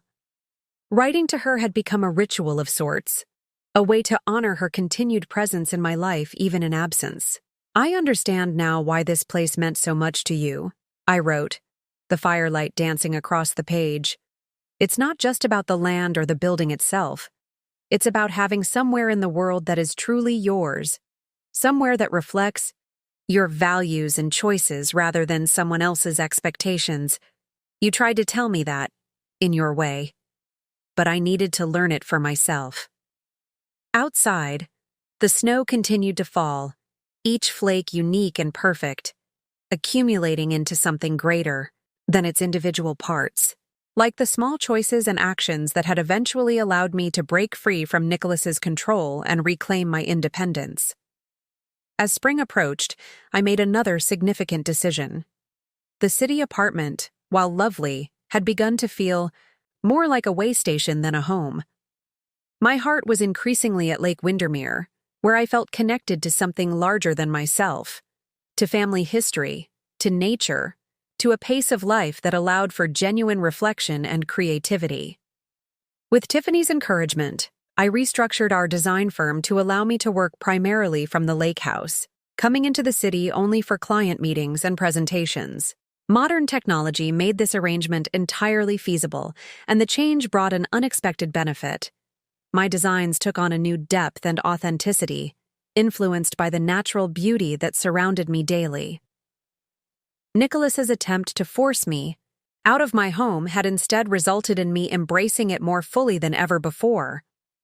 On the anniversary of that fateful weekend confrontation, I walked alone along the lakeshore, watching the ice finally release its grip as spring asserted itself. The metaphor wasn't lost on me, how frozen things eventually thaw, how what seems permanent can transform when conditions change. I had learned that betrayal, painful as it is, can also be clarifying. It can strip away illusions and expose truths we've been avoiding. Nicholas had intended to take everything from me, but in the attempt, he had inadvertently given me back myself. Standing on the shore, watching new life emerge after the long winter, I understood that some endings are really beginnings in disguise. The story of my marriage was over, but my own story continued, richer and more authentic than before. And this time, I was the one holding the pen. Up next, you've got 2 more standout stories right on your screen. If this one hit the mark, you won't want to pass these up. Just click and check them out. And don't forget to subscribe and turn on the notification bell so you don't miss any upload from us.